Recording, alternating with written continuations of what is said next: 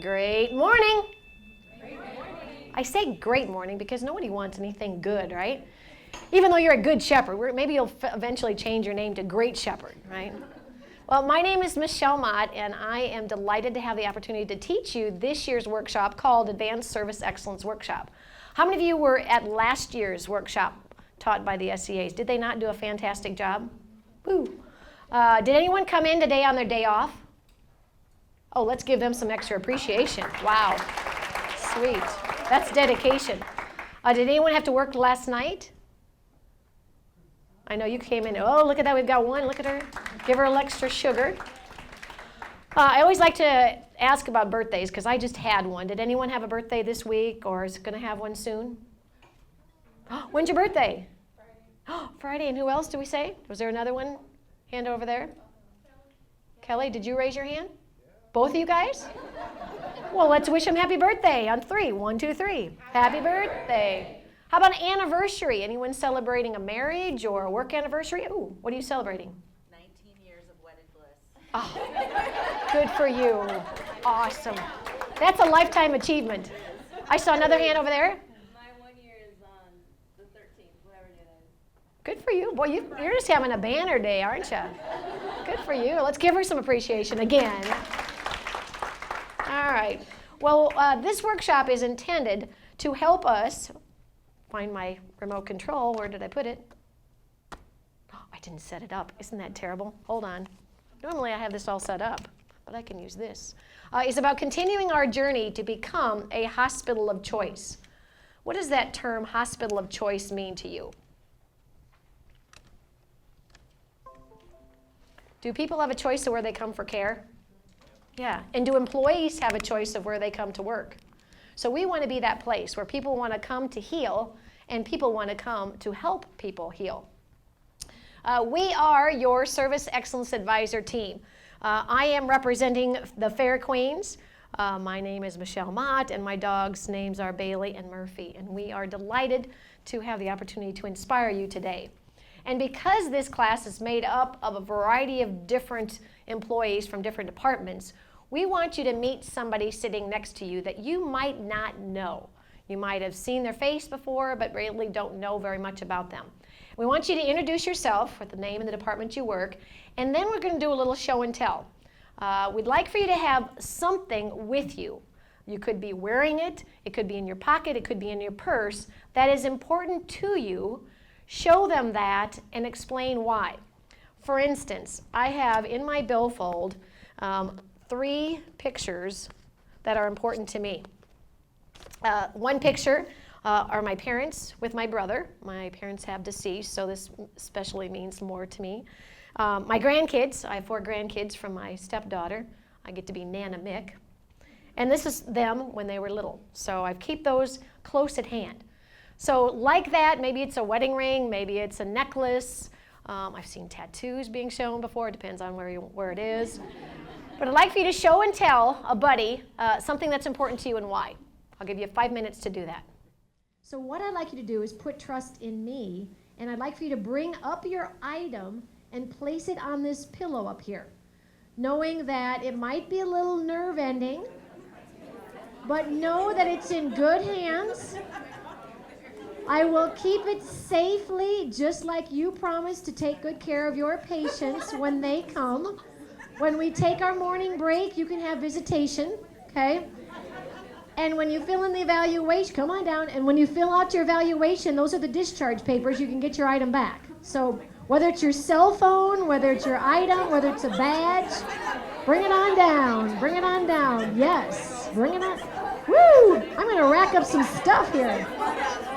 Yes. Yeah, if there's anything like a tattoo that you can't remove, there's a Post-it note up here you can draw. Just draw the... I usually think anytime you have a tattoo, there's a story behind it. Oh, that's cool. How many of you feeling a little bit nervous that your item is up here? Yeah, and wouldn't you say that that might be how patients feel? Might be how the families of the loved ones feel when they leave the patients in your care. So I do want you to know and trust that it's in good shape. I'm borrowing this pillow. It's a firm pillow from the new Holiday Inn Express. They looked at me like, what are you doing? And I said, that's going to be a long day. I promised to bring it back. All right. Very good. You guys are artists, too. All right, so like I promised, during the break, you can come up and take a peek or just know that it's there in good shape. All right, well, let's go ahead and turn into your workbook. At your table, you should see a workbook, and I'd like for you to put your name on it. This is going to be yours to take notes, not only during this 3-hour workshop, but also for use afterwards, because it's going to contain a lot of good information that you want to have reference to.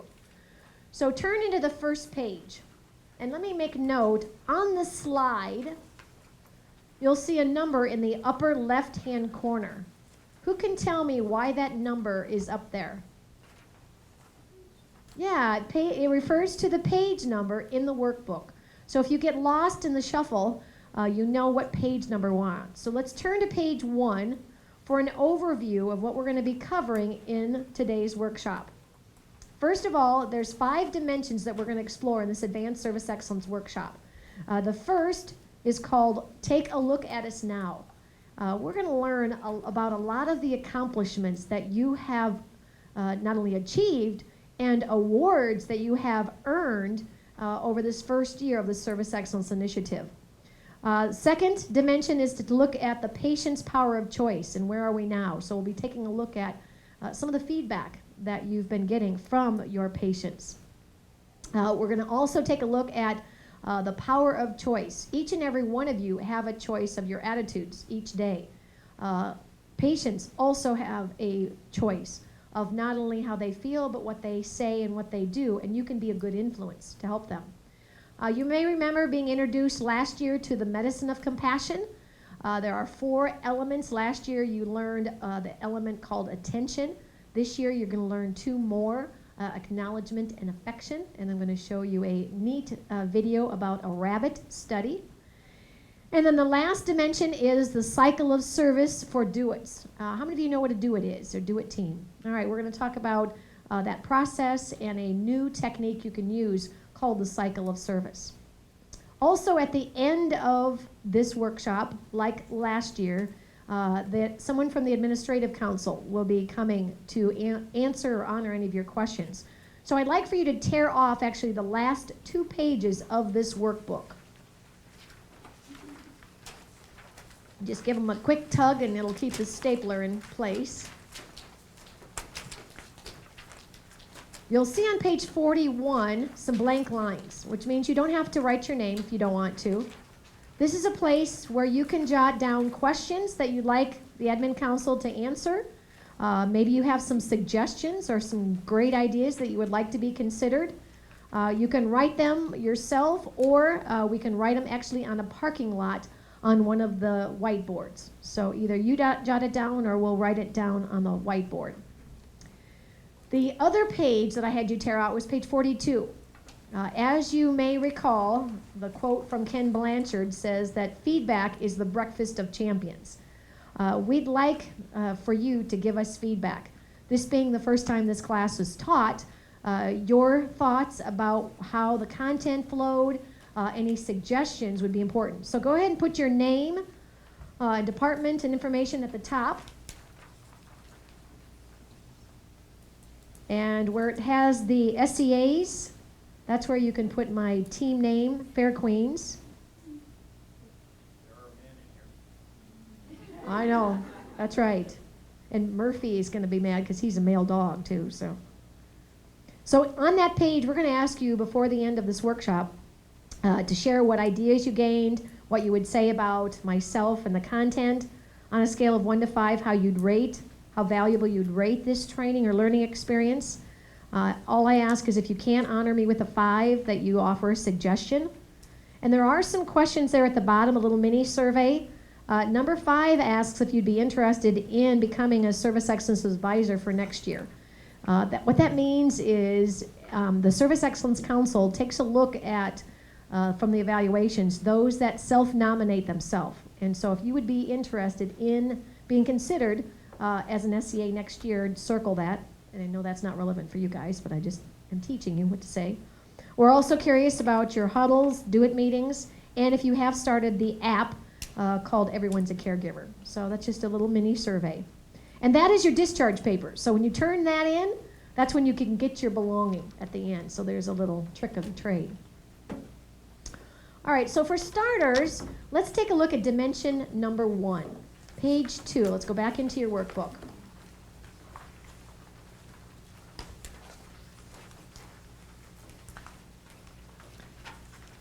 As I mentioned, in this first year of the Service Excellence Initiative, you have accomplished a lot. Let's take a look at some of the highlights. First of all, it started, again, just a year ago, and you can see that there were 39 Service Excellence Advisors trained, and they made a difference by conducting the workshops last year, and I believe we have several of them here today. Who was a SEA from last year? All right, let's give them some appreciation for making a difference. You'll also see that we launched some OASIS teams, and we'll be taking a closer look at what those teams did. There's another yellow box that talks about in October and November where those workshops were conducted. 639 employees, 64 volunteers, 20 providers, 2 board members, and 35 watched that training. So that's a wow factor. Let's hear a wow. Wow. Also, there's a green note that says that in October, you received a Partner for Patient Award. And I believe, is that the award that's on those banners? Second award. Second award. Okay, so who can you tell us about that first award then?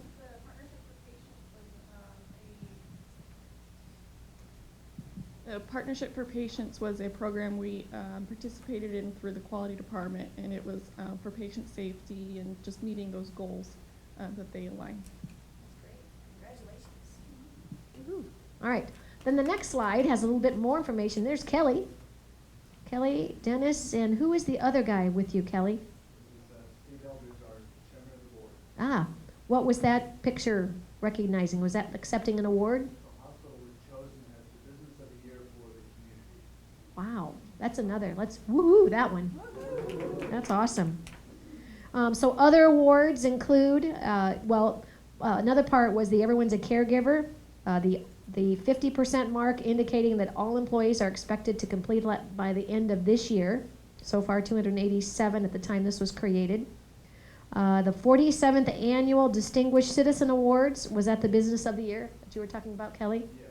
By the Chamber of Commerce, the Rotary and the Chamber of Commerce. Then attendees, you can see a group picture. 18 employees attended the Healthcare Service Excellence Conference, and there several awards were recognized. Susan, Jonathan, Devin, and you had a team bragging video that earned 3rd place. So let's give them some appreciation and recognition. Then there were some Telly Awards. I was thinking Kelly. Telly, what are the Telly Awards? Who can tell us about that? The Telly Awards are awards where the Telly Awards are awards given by People's Choice. They're for production and quality of the videos we had. So if you remember, we had a video that took 3rd place at the conference, but actually was better than that. And the Telly Awards show that. We received 2 Telly Awards, national awards from individuals who voted, looking at all kinds of videos, and 13,000 videos we received a bronze award. Yeah. So it was great. Great, and are you in the process of creating another one for this year? We will have another video and would encourage everyone to participate. It'll be a lot of fun. Another award-winning video. Thank you. Awesome. You guys are ready for some red carpet. All right.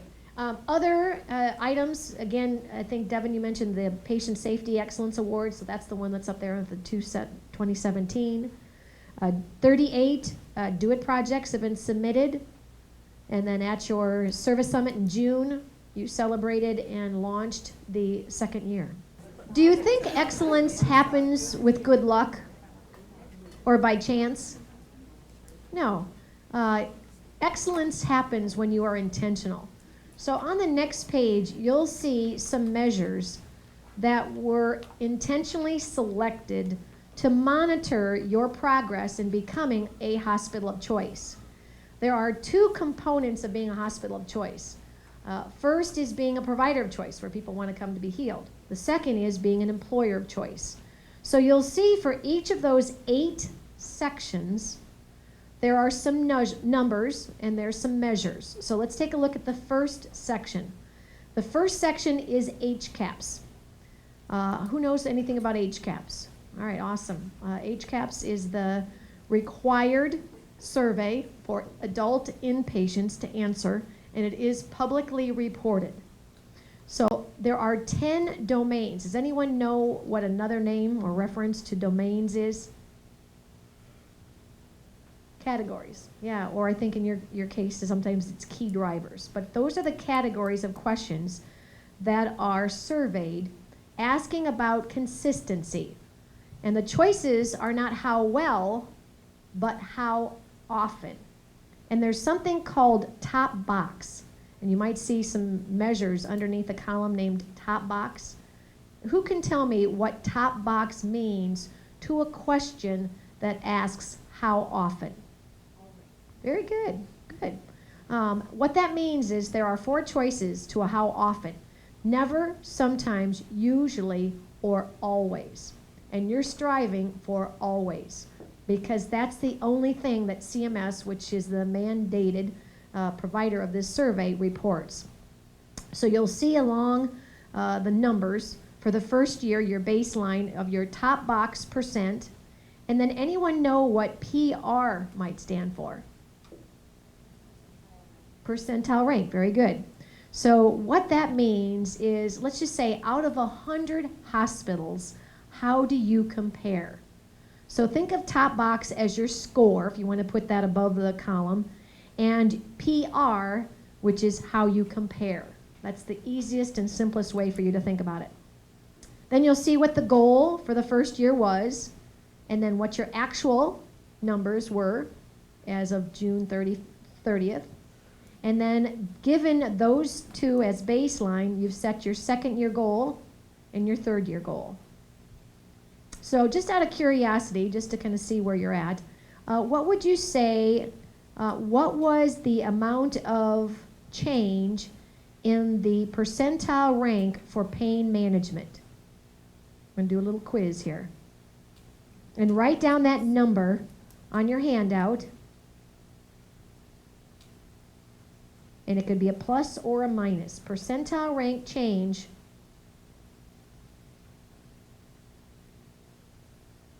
from 2016 to 2017. Okay, check with your buddy and see if you've got the same number. Okay, got your numbers? On the count of 3, shout it out. 1, 2, 3. 6. Awesome, you got it. Good. So in February of 2016, your percentile rank for pain management was 83, and in June, it was 89. Okay? So good for you. Turn to the person to your left and right and say, we got this.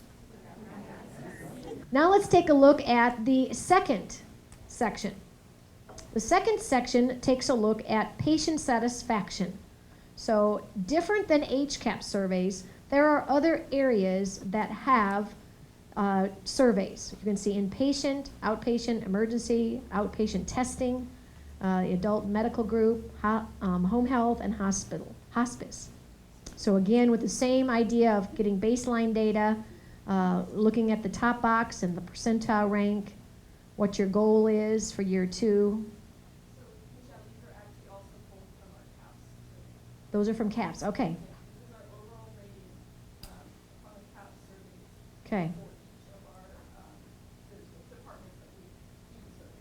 So circle, do you see above the 7 items overall rating?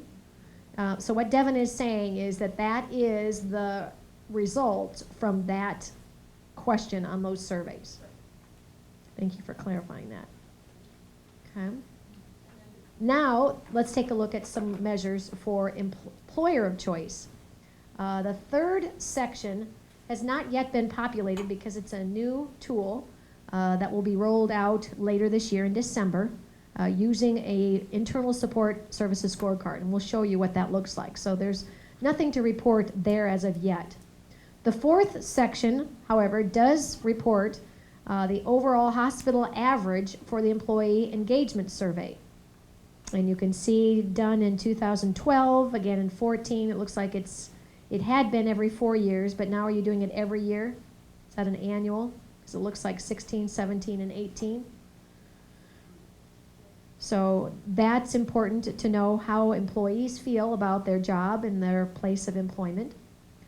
The fifth area, you may remember being asked to give your leader, your supervisor, your manager feedback on their effectiveness.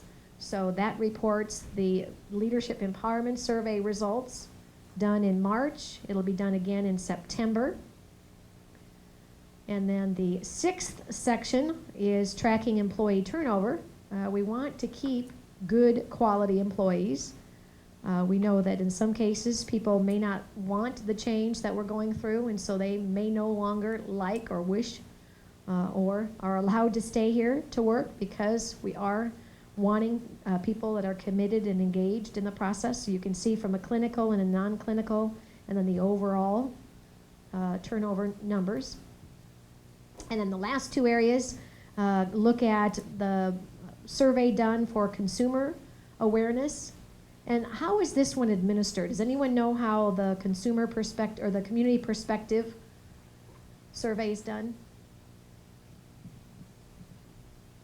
So this is actually done out in our community, and what they do is they do focus groups, and they ask them, it's a third party, we don't do it, it's done, I couldn't tell you the company name, but, and that's how they generate the survey. So a group of, could be patients, or could people just kind of what they think of or what they hear or know of Good Shepherd. Thank you. And then the last section on here looks at the service excellence goals specific to service huddles to be held weekly, do-it meetings held monthly, and then the completion of the Everyone's a Caregiver app. So this is what we refer to as our dashboard that perhaps looks at the measures of us becoming a hospital or employer of choice. All right, well, let's take a look, as I mentioned, to last year's OASIS teams. On page 4 is an overview of the 4 different teams, who their leaders were, the captains, assistant, and someone from administrative council as their liaison, the members of the team, primarily leaders, and what they accomplished. So do we have anyone who was on team 911? Yeah, I know, I'm just kind of modeling that. As you can see, that they streamlined the registration process and implemented a fast track to streamline the patient flow. Also looking at the onboarding and orientation, this team is actually going to be carried over for this year because they had so much they wanted to accomplish. They looked at establishing a provider orientation checklist. This year they're going to look at the leadership. The top shelfers, or top shelf keepers, were focusing on recognition and retention. And they were instrumental in submitting the nominations for the awards that you received last year. And then the last was redefining excellence. They looked at and created the iCare promise, you may remember, and we're going to take a look at those. So let's give it to, let's hear it for the team accomplishments of last year's OASIS teams. This year, in fact, just yesterday they were trained. We launched new set of teams. This year we're going to have a team that's working on improving the customer experience. And you can see again who's going to be the captains, the liaison. They're going to be looking at the customer complaints and see if there's any trends that you could improve or overcome. As I mentioned, the orientation and onboarding team will continue. This year they're going to take a look at developing programs to develop new managers and future managers for training. There's going to be a surgery OR workflow and program team that will improve that process or experience involving physicians, employees, etc.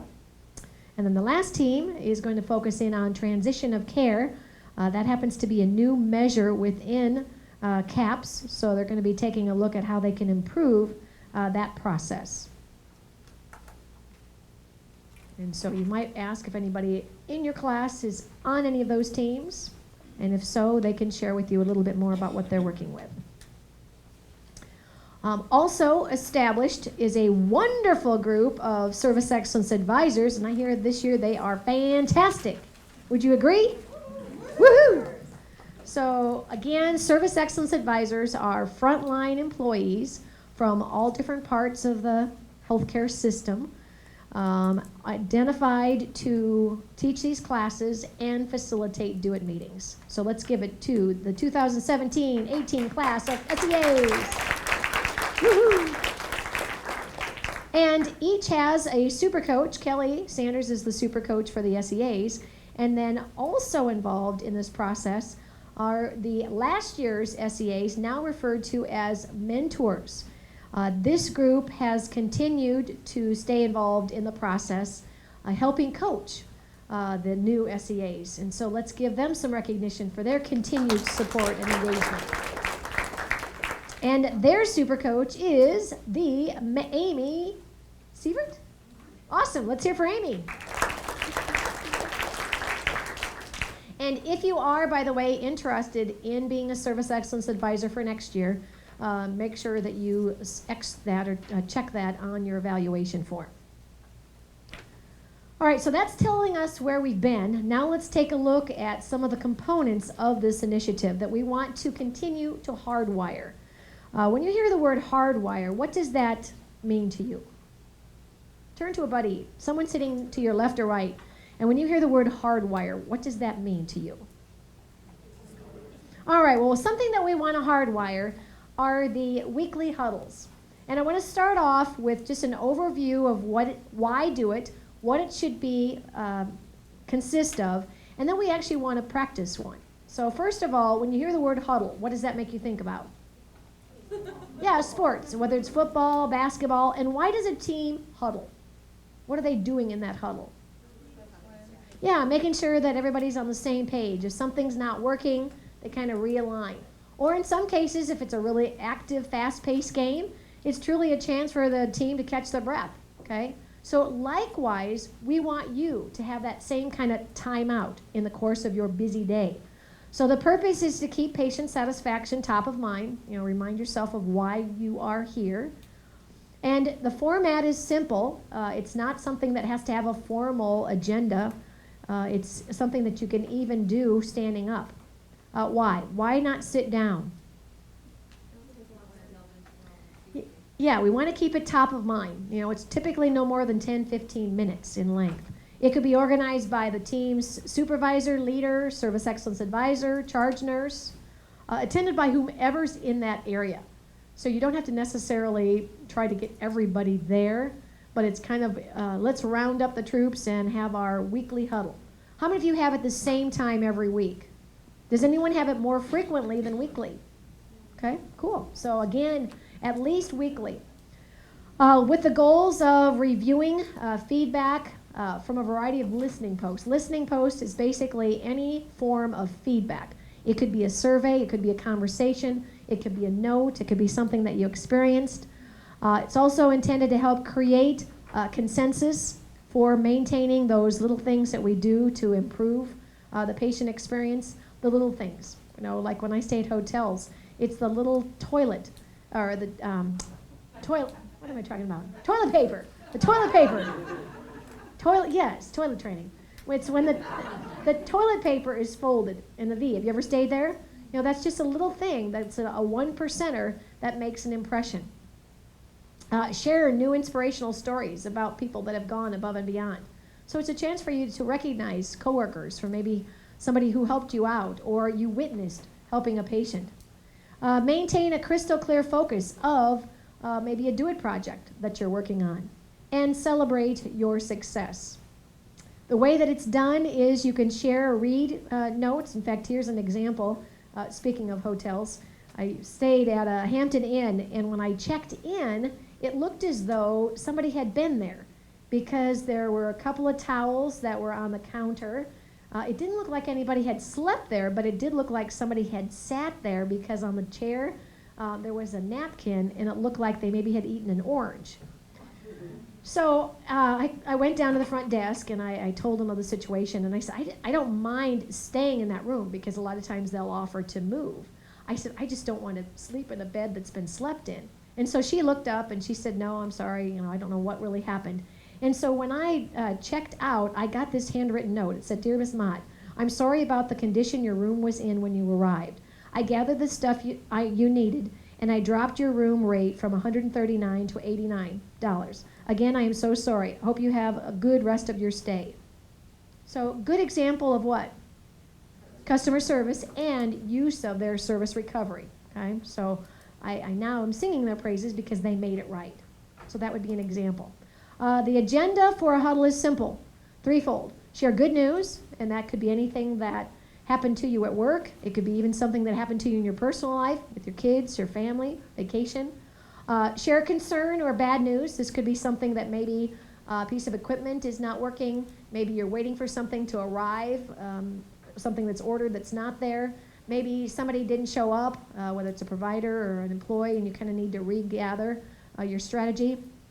And the third would be to review something relating to service excellence, to keep it top of mind. And it could be anything from maybe looking at your mission statement, maybe revisiting one of the iCare promises, maybe it's looking at or reading something from your service recovery policy. So we're going to have you practice this. And at this time, I'm going to ask a leader to come up and actually facilitate or lead us in a huddle. So Kelly, would you like to do that? Sure. All right, everybody up on your feet. We're going to huddle up. Woohoo!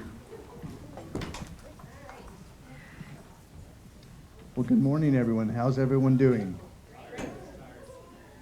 Tired. Wow. Good work, Molly. Give him a massage there. Get him going. Yeah. Very good. Well, what are some good things that have been happening? Who wants to share today some good things that have happened? We're here today?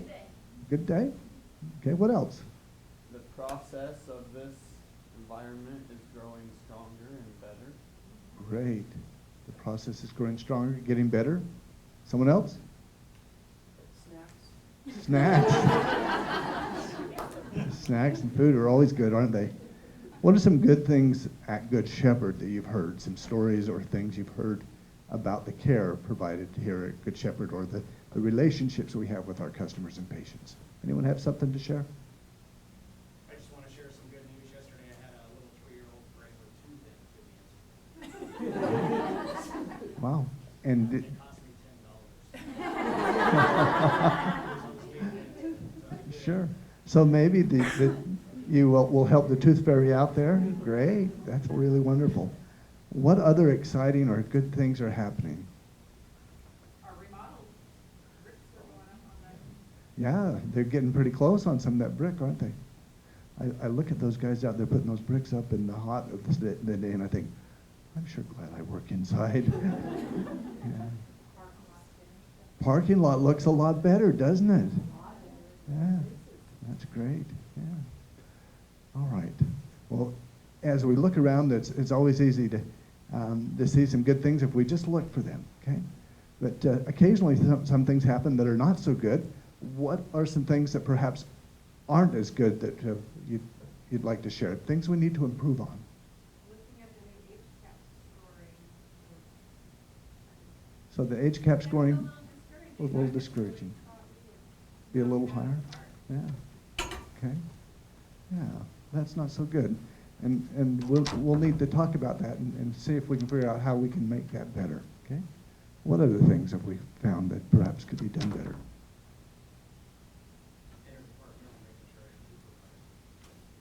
Yeah, having 2 providers in the ER is very beneficial because it really delays the time patient care. You bet. Okay. Other issues that you might have in your department that are in the hospital. Paula?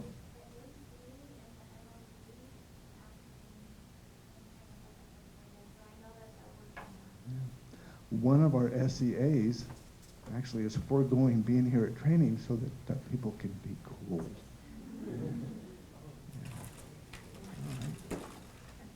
Any other things that are concerns? Things that are perhaps not good news? I have a question. Yeah. You know that back door, where employees going not straight to the kitchen, but Yeah. to the right? Why is it locked to come out? Like, isn't it some kind of fire hazard? Because sometimes I don't have my badge, and there's people trying to go out, and you can't go out. Sure. Yeah, it would be a fire hazard, but in the event of a fire, it does release. So, yeah.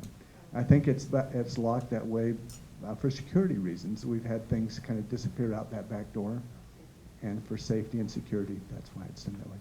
And yeah, I've oftentimes wondered sometimes when doors don't open with panic bars, I think, what's going on? But they do have it such that when the fire alarms go off, it does release those doors. So, yeah. I would say another avenue would be thinking of that back door that made me think. The other day there was like barbecue sauce splattered on the wall by the back door, and it was there for several days. And that whole back hallway, first, the kitchen service was coming in and out a lot, and it was not frequently enough, in my opinion. Somebody had a picnic and we didn't know about it? Wow. Okay. Well, that's good. We can talk to Environmental Services and see if we can have them watch that a little bit more closely. Let me see. What is my other item I'm supposed to talk about? Yes. Okay. So as we focus on our Service Excellence Initiative, what are some things that we can do to improve our customer service for our customers? Huddle topics. Yes, congratulations to our Service Excellence mentors and SEAs from last year for coming up with some really good Service Excellence topics. Okay, what else? Has anyone this week finished your Everyone's a Caregiver modules? Great, congratulations. Kathy, that's wonderful. Anyone else? All right, well, let me encourage you to do your service, Everyone's a Caregiver modules, because those are really helpful, and it's something that we will enjoy doing together. All right. Well, thank you very much, and we need to go back to work, so thank you very much. Thank you. All right. So with that experience and your own experience, I'd like for you at the bottom of this page, discuss at your table, what do you find to be the benefits of having these service huddles, whether they're done daily, weekly, or more frequently. And we'll have the leader of the table, kind of keep you on task, be the person who has been awake the longest. Share something that came up in your discussion. I'll write it on flip chart, and then we'll go to the next table. So keep track of your list. So let's start over here. Oh, she's right. She's standing up already. All right. Okay, please. Our group came up with that increases communication. Okay. All right. Thank you. Increases communication. I should tell you before I go off too far, I don't have a spell checker. And Mark Twain said he admires people that can come up with more than one way to spell a word. So, all right, next table. Who's your early bird?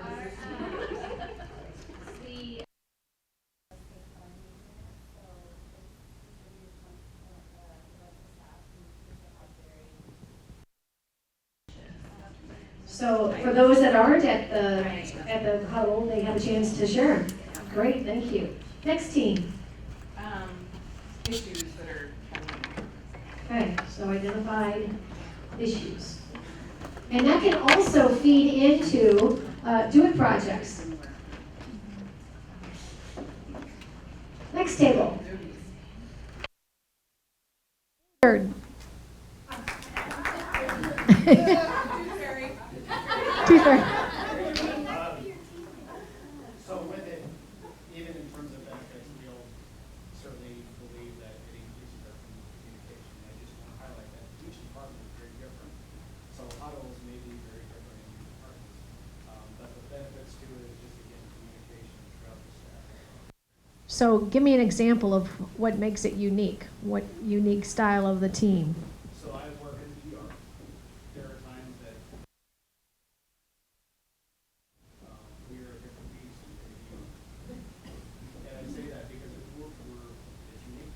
But with it, there are times that when the huddle, if that charge brings up a certain idea, like, hey, we need to all huddle together, my patient care comes first, patient care comes first. So I might miss that huddle. Yeah. I'm a per diem nurse, so I also come in and not, this is an opportunity for me to women to be able to know what's going on. Yep. Within the department itself. Keep in the know. As chaotic as it might be, it's a chance to Absolutely. get in the know. Thank you. Next table, you guys. Oh, yeah. All right. So, part of it, about how things happen, and not everybody may know about it, so the huddle kind of brings it to everybody. Okay. Yep. Keeps informed. Okay. Thank you. Next team. And we agree that it improves teamwork. Teamwork. Good. I'll put an arrow. Improve teamwork.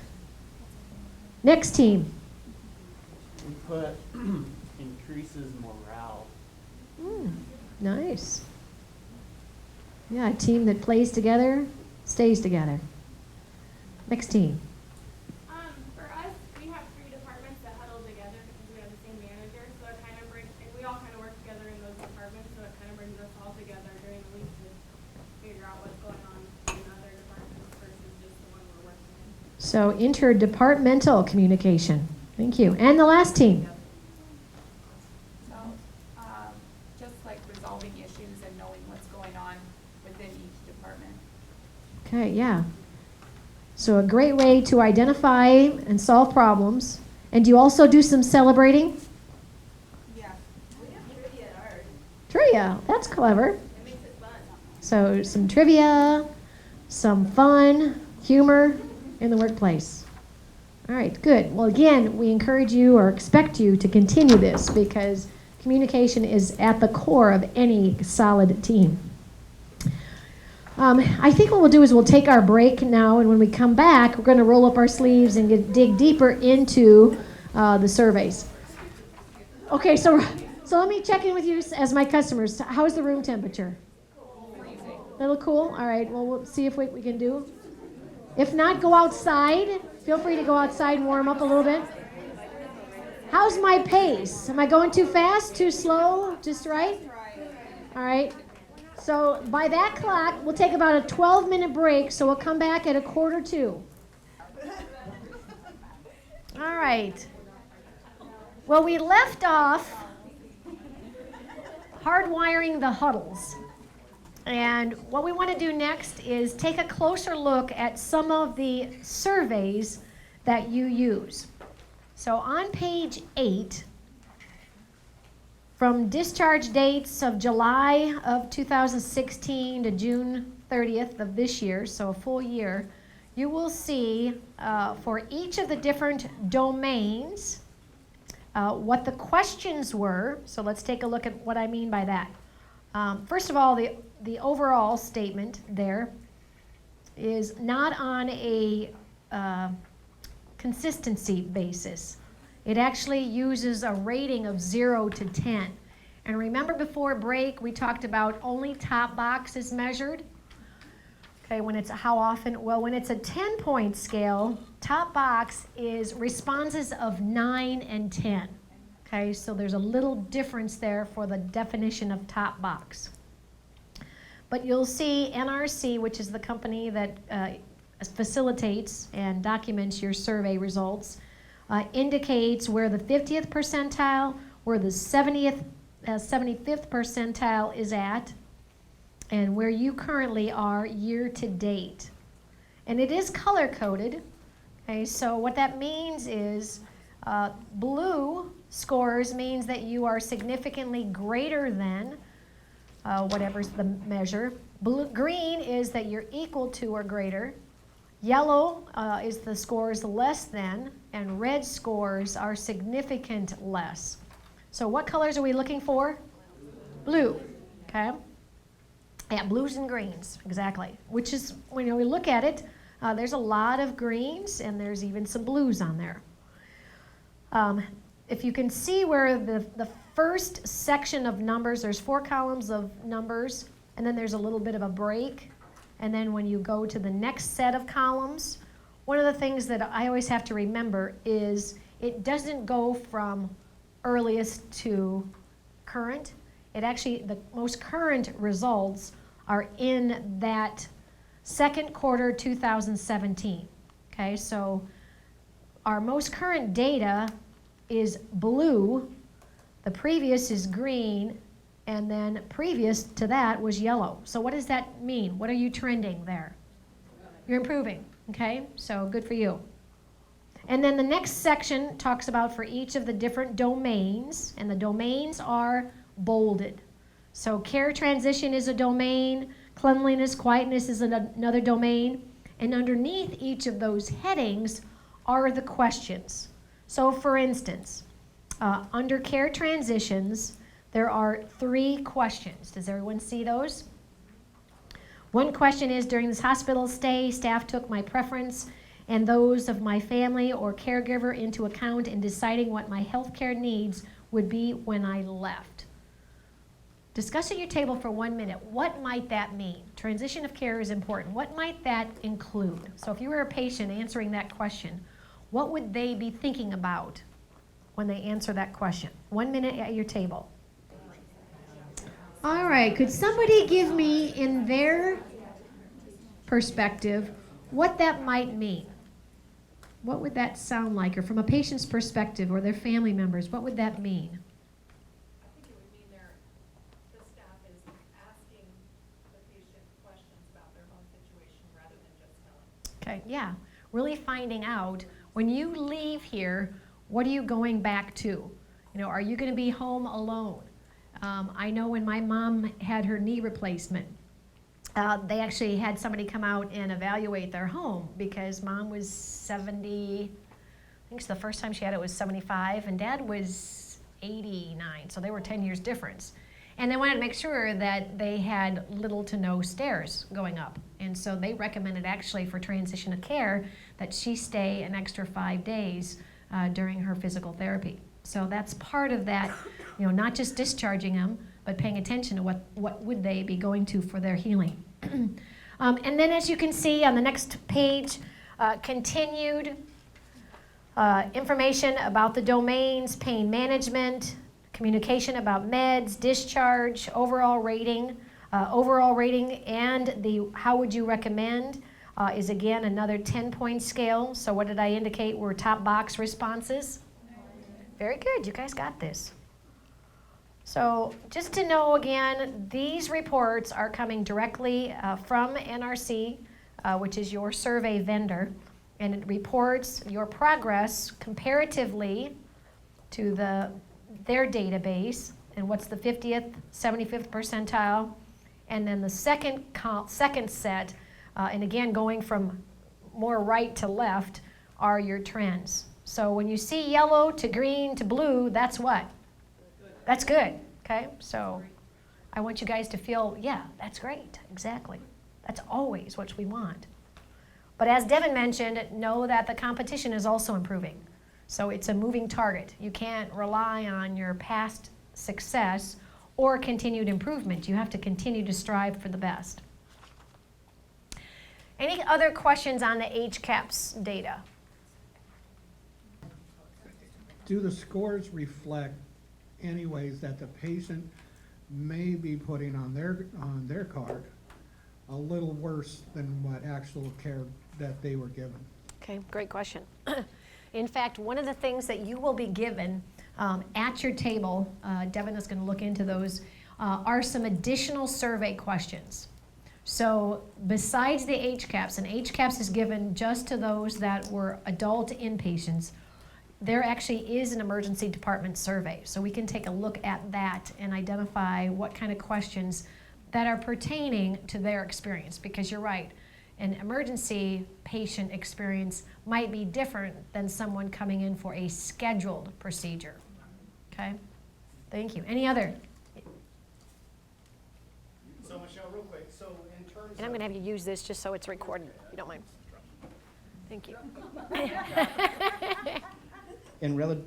So looking at blues, greens, and yellows, do you feel like, and this might be a question for Kelly, but a previous set of scores, so people can see the red, that SEI is actually working, Because I remember these coming out, and there was lots of reds in all departments.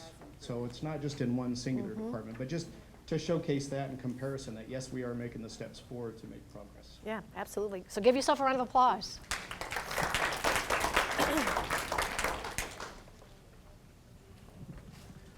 I think it's important to remember that not only are we doing these surveys, but every other hospital is doing them. And sometimes it's easy to say, well, you know, when they come to our emergency room, they're not feeling well and they're hurt and they want to get out. I understand what Vince is saying because that's all true. But when they survey our patients, it's similar when they're surveying a patient somewhere else. And so the comparisons are not just are we getting better, but how do we compare with other hospitals with similar care? Apples to apples. Yep. All right, thank you. All right, any other questions or thoughts? We're going to spend tomorrow some time with these other surveys, but we wanted to make sure that when you teach your class, that they are aware that other areas or departments are asking their patients because of their different situation, even with hospice and home health. You know, their situation, their delivery of care is much different. All right, well, we're going to take a little quiz on the next page 10. And we're just going to take some turns reading each of the different questions. And we'll, as a class, decide if it's true or false. So let's start. We'll start in the middle this time. We'll pass the mic. Steve? Great. Great. Read the first one. Okay, communication with nurses. Involving patients in decisions regarding their treatment shows courtesy and respect. It's also good medicine. True. All right, thank you. Pass the mic. People Yes. feel listened to when you express empathy for their concerns. True. Since we're all basically alike, there's no need to pay attention to patients' personal preferences. And that's true whether it's food, whether it's their pillow, or the amount of care. In communication with doctors, true or false, sitting at bedside rather than standing demonstrates that you're prepared to listen to the patient's story. Yeah. Offering treatment options and allowing the patient to participate in treatment decisions shows courtesy and respect. Yeah, we all like choices.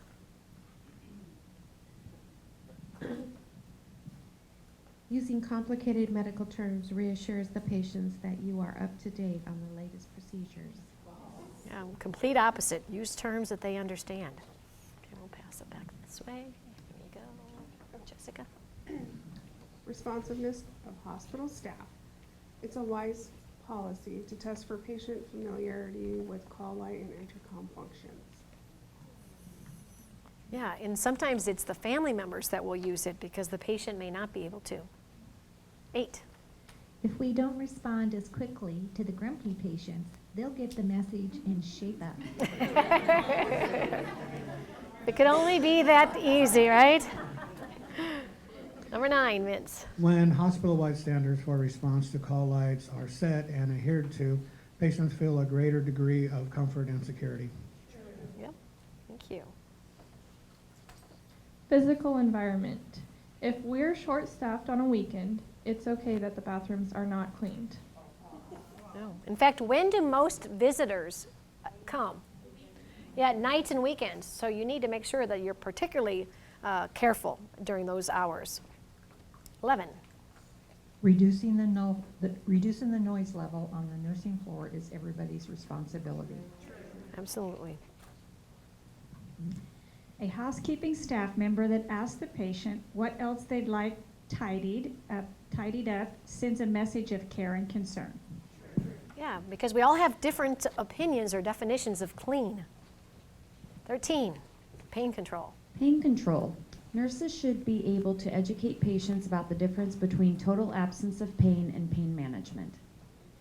Yeah, and that's part of setting expectations. You know, they know, or they need to know that they can expect pain. You just need their help in helping to manage it. 14. Because the level of pain changes, we need to constantly check the patient's level of discomfort and monitor whether pain meds are indeed working. Yes.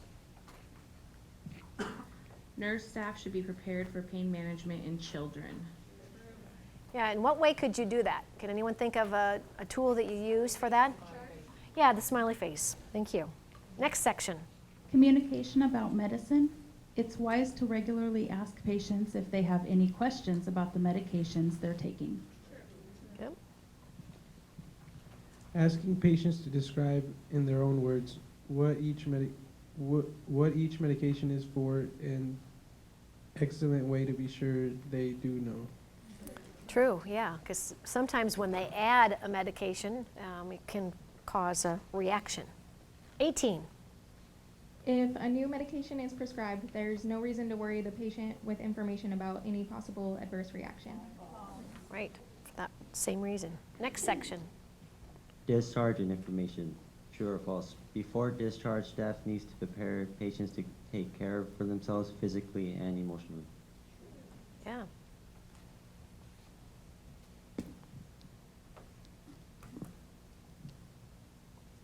It's not important to involve the family or support services in discharge planning. And that's that whole importance of transition. Open-ended questions that start with how and what are a good way to uncover any lingering concerns and anxieties a patient may have about going home. Absolutely. And the last section. Global rating. The last two questions of the survey are not reported because they are on a 10-point scale. False, right. Their top box is different, and it's 9 or 10. And the last, number 23. Each employee directly or indirectly contributes to the patient's rating and likeliness to recommend. Yeah, because from a patient's perspective, you are all caregivers. So turn to the person to your left and right and say, thank you for being a caregiver.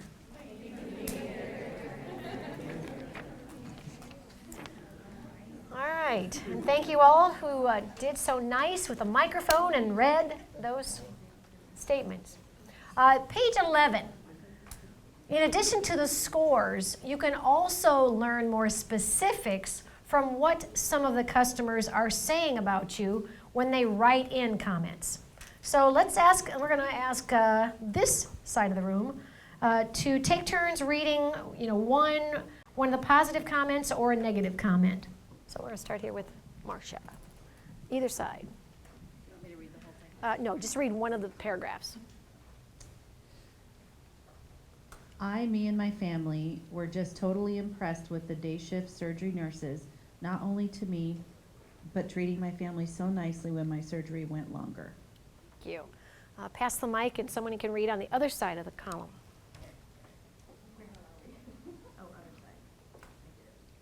They did pretty good. They treated me good. I just wish they kept me a little longer because I felt like I was still feeling it when I left. They felt they didn't have to prescribe me any medication when the day after I still had what I went in for. Thank you. And then let's go back to the positive again. Pick one. I think the staff and the nurses were fantastic and took good care of me. The aftercare when leaving the facility needs to be improved. Nobody called me. As far as I was concerned, I had excellent care. Doctor was wonderful. He was kind and compassionate. He took the time to take care of me, and he was great and was very kind to my family. I got very good care while I was there. All right, thank you. And I'll kind of stop there. All right, so what did it mean to hear those words being read out loud? Yeah, it really kind of has that more emotional component, thinking of it from a patient's perspective. So when you have access to their comments, I would do just what we did. Take turns reading it out loud because it really kind of puts it into your patient's perspective.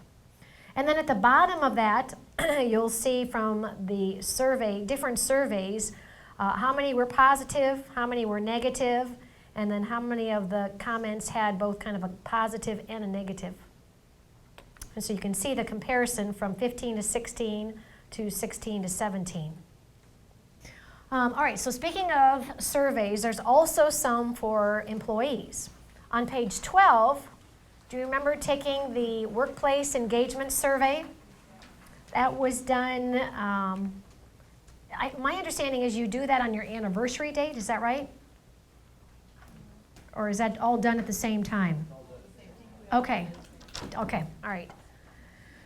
So 353 responses out of the 629, so maybe that's what, was that the survey you were saying that may be coming emails and people aren't getting them? Okay, so make sure that you make note of that, because that could be 510 comments or ideas were given. Of the responses, 56% from, oh, that's the breakdown, from the Good Shepherd, 57% from hospitals. Guess I'm not sure what that actually means. So that means that typical hospitals get a 57% response, we had 56. Oh, gotcha. So the response rate, okay. So you're pretty much right at what a typical hospital gets for responses. We increased our responses from By- last year, but yep. we're still not quite up to what other hospitals. Right, thank you. And then the next section does a comparison from benchmark is in the teal colored, you guys are in the dark blue, for percent of positive statements relating to engagement. I would recommend working here. It motivates me to do my very best, and I have not considered searching for a job in the past month.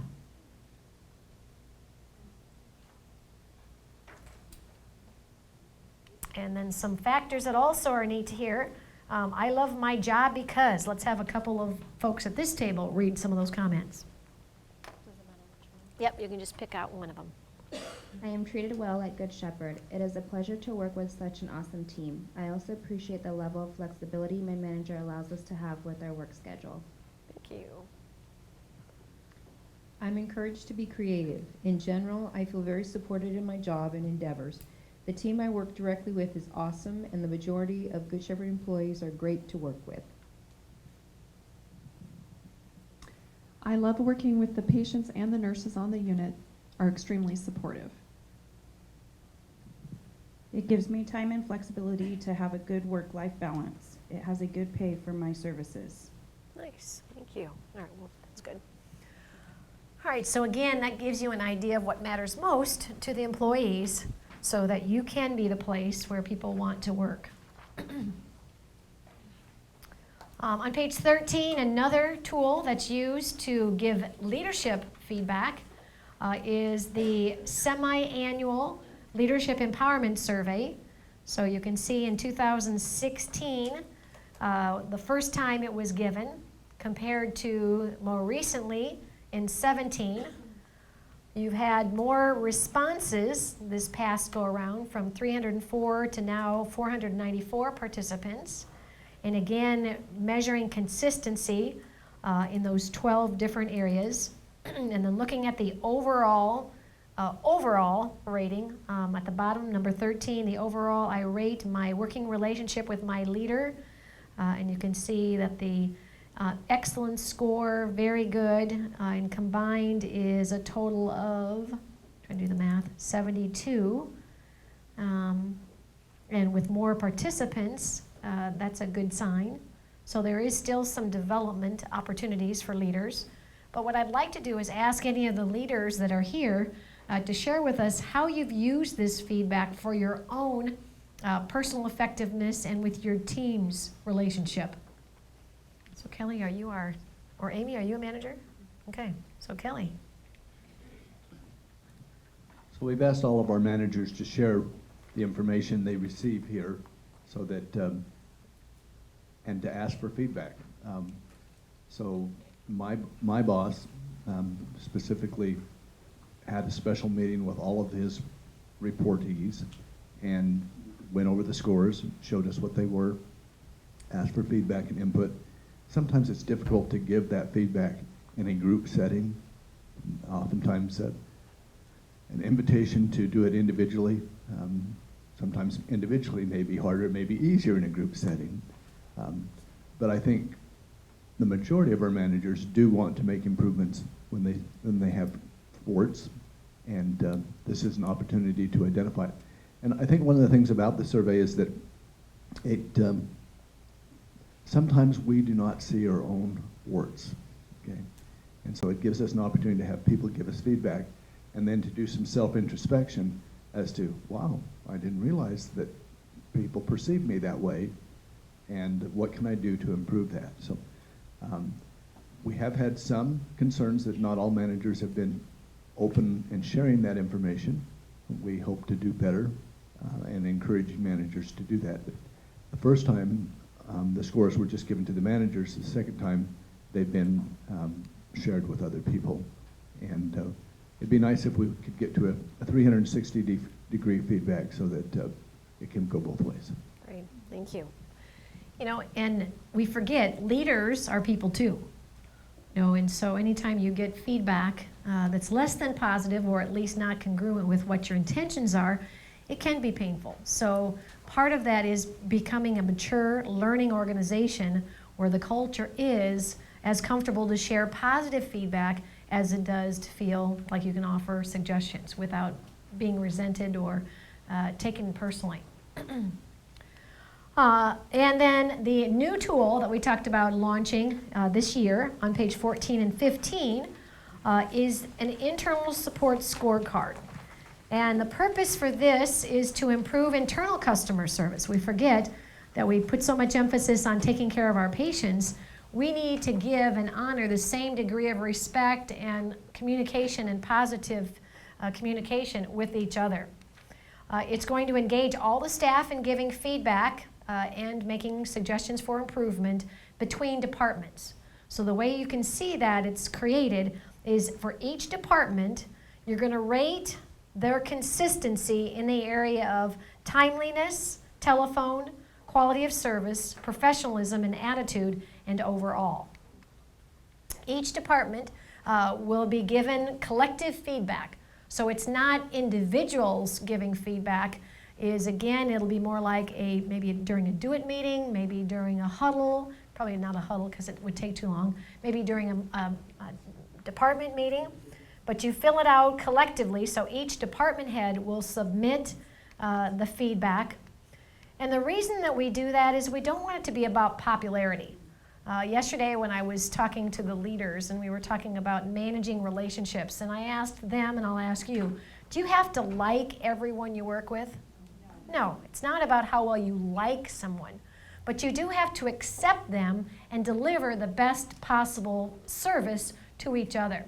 And so we want to make sure that it's not, well, I hate those people down there. You know, that's not the point of this. It's what they give you, how well are they meeting your expectations. So it can be a chance for the manager to maybe educate you or maybe bring to your attention or their attention something that needs to be fixed. If they do receive a score of 1 or a 2, that would generate a specific meeting to understand better about how well can we improve, and then the results given to each manager for them to share with their team for improvement. So what I think of this tool is it's a great starting point to understand how your customers, your internal customers, perceive you in those areas. Yes? We're rating each other? Each department is rating other departments. Are we doing this together within our department? Within your departments, yes. Okay, so it'd be the collective group. Collective group, yes. I'm giving you a 3. Oh, you are going to do it individually? Okay. So this is actually going to be done, I think we said December. Yeah, I think it is, yes. Yep. It's going to be done via SurveyMonkey, and what we'll do is we'll send it out to all staff so everybody can fill it out individually. If you do not interact with a department, you'll be able to skip that department. So it's not like you'll give them a negative score simply because you don't interact with them. So we're still in the organization stages for how we do that, but we did decide we will do it on the SurveyMonkey as it will be far easier to tabulate. I think we decided we'd do it quarterly. So we haven't done it before, so we're trying this out to see that we'll get it going and see how it works. I think it's semi-annual, because aren't you going to do something every quarter? So either it'll be the internal scorecard, and then the next quarter would be the leadership empowerment survey. So you're touching them each quarter, but alternating with those 2 different tools. Okay, questions? Sort of the same question. I think unless you specify, I wouldn't know if you meant the accounting department throughout my entire life here, or the last 12 months, or a snapshot in time, how I feel about them, or? That's a good question. Yeah. I think we will specify when we ask on the survey. That's a great Yeah. insight. Yeah, this tool hasn't been rolled out, so anything that you think of in the process or the tool, the ink has not been set, so that's a great point. Yes. Her thought was, am I evaluating departments like from the length of my employment here or just over a set period of time? And so Devin's answer was that it will be over a set period of time, maybe 6 months or if it's a yeah. And is this like the gift shop? I don't interact with them on a professional level, but I do go into the gift shop. So is it just professional? Okay. Okay. And then I think there's an NA is one of the choices. It will be on the survey. Yep, at the top. Yep. Okay. Yeah, because you don't want to give them a low score, you know, if it's somebody that you don't interact with on a professional note. All right, so those are the different survey tools. And we want to take a look at the model that you may remember being taught last year about the 5 different types of employees. And ask, for instance, for you to first of all think about where you would fit in this model. At the top are the superstars. Those are the 3% that are truly doing the very best every day in every possible way. 20% of today's workplace are winners, and these again are making positive contributions because they want to make a difference. The majority of a workforce are in the grinner section, and grinners kind of sit back and kind of can go either way depending on a couple of things. It could be on communication with their peers, education like this, the culture in general, their relationship with supervisors or leaders, the form and different ways that they get communicated with, and their overall engagement. And if not positively influenced by any one of those, they can fall into or get sucked down into the whiners, and they tend to do as little as possible. They want something, which is usually a paycheck for nothing. And then at the bottom of the barrel are the slugs. And these are those 2% that work harder at getting out of work than if they would have just done the work. So some questions to you is that your attitude and action is your choice. Where would you say you fit in now? And I don't need you to answer that out loud, but I want you to kind of give an honest perspective of that. And how would you like others to describe you? So if you need to make a change, you can bump it up. But what I'd like you to do at your table is answer those questions at the bottom. What could you say, ask, or do to appropriately respond to each type of employee? And let's go with the employee at your table who has worked here the longest, because maybe they have the most experience. So whoever has seniority, then just give some thoughts to what you could say, ask, or do to each of those modes. All right, let's identify. Somebody share, what could you say, ask, or do for a superstar? Yes, give them praise, the recognition they deserve. How about to the winners? Similar, yeah. And also, both the superstars and the winners make great mentors, okay? Not from just the service excellence perspective, but in the job. So they can buddy up with a new employee and give them some skills or teaching them. How about for the grinners? Okay, yeah, hugs. Yeah, pay attention to them. Okay, they want to do well. They may just not have the direction or communication that they need. How about the whiners? Yeah, and encourage them to bring their complaint to the next do-it meeting or to the next huddle, because then you've just given them a platform for which somebody could take action. And if they're not willing to take the time to share in a professional manner, what's the gentle reminder?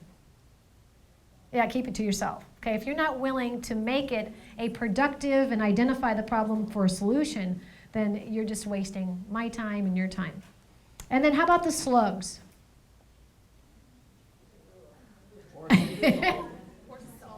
There you go, yeah, that's yesterday. One of the things that we spent time addressing was being accountable to have those crucial conversations. In fact, on the next slide, I'll share with you a video that I shared with them.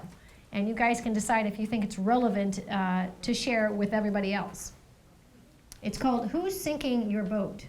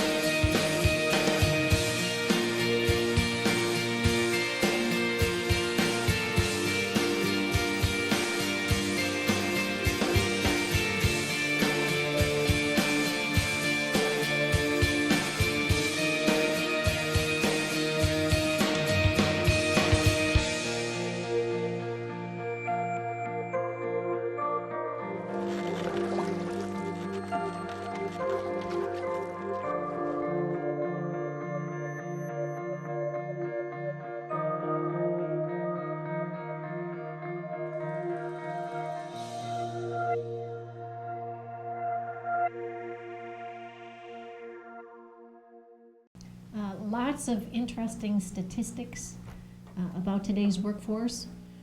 So it starts with us. On page 17 is a model that we want to teach you, to teach others, how to hold yourself and others accountable. It's a balanced coaching model, because how many of you want to know when you're doing a good job? And how many of you want to also know if you're not doing something right? We all have that desire. So the model is a non-threatening way to have a conversation with someone, and you can even try this out tonight with your kids, who's doing a good job but could do better. Because no one's perfect, right? I always like to give people a little reality check. Turn to the person to your left and right and say, you're not perfect, but you got potential.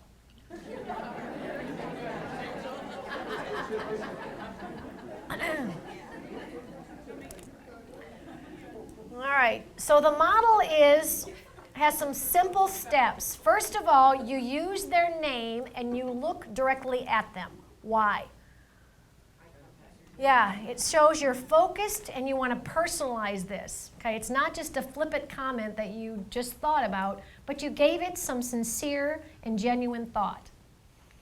The second part, you talk about what they're doing well. So you say, thank you, Devin, for your ongoing commitment and attention to details. This is important because when I come, we're always needing to have the room set up for everyone's use. You avoid the but bomb. For instance, you're doing a good job with a patient, but you're not very caring about your teamwork. Okay, so what does the but do to the praise? Yeah, yep. So the phrase that I would suggest is, may I suggest? Okay, so may I suggest that she's doing everything right. I gotta try to think of something to stretch her. May I suggest that we schedule the time for the specific surveys tomorrow for their education purposes. So there's some examples, and we want to have you take turns reading these. Do we have a Steve here? We do, Steve. Here, Steve. Is there another Steve? There's another Steve right over there. All right, Steve. Let's have this Steve. Steve. So, Steven, all right, read that first one about yourself there, buddy.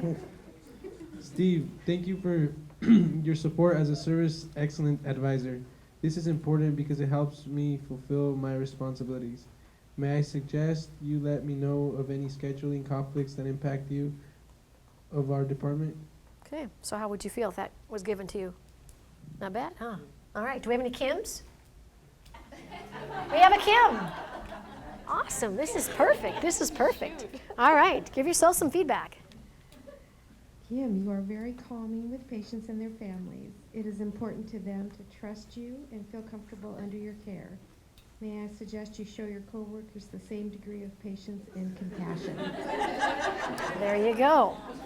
All right, and how about a Chris? Do we have a Chris? Do we have anybody who's got a relative named Chris? All right, I'll take that. Oh, you do, all right, I saw your hand go up. I could say this to my brother. Oh, yeah. Chris, you are so gifted with creativity. This is important when you're problem solving. May I suggest you share and support other coworkers' creative problem solving during our Do It meetings? Okay, thank you. Use that with your brother then, right? All right, so here's what I'd like you to do. I'd like for you to try it out. At the bottom of your handout is some blank lines so you can actually write out something that you would actually say and suggest to a fellow coworker.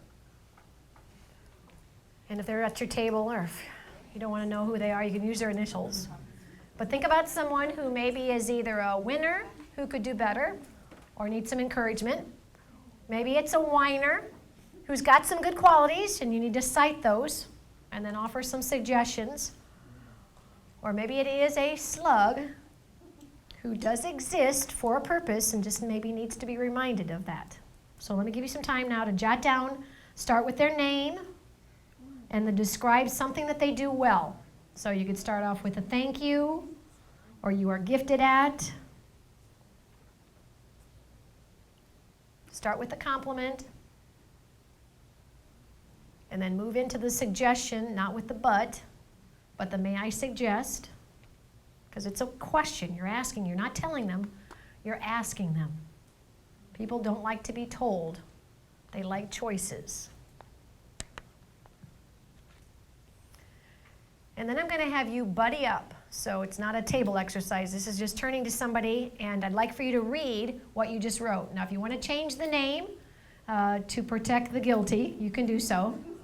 But I'd like for you to just simply read it to hear how it sounds. So I'll give you a couple minutes to do that with a buddy, not as a table, but as a buddy exercise.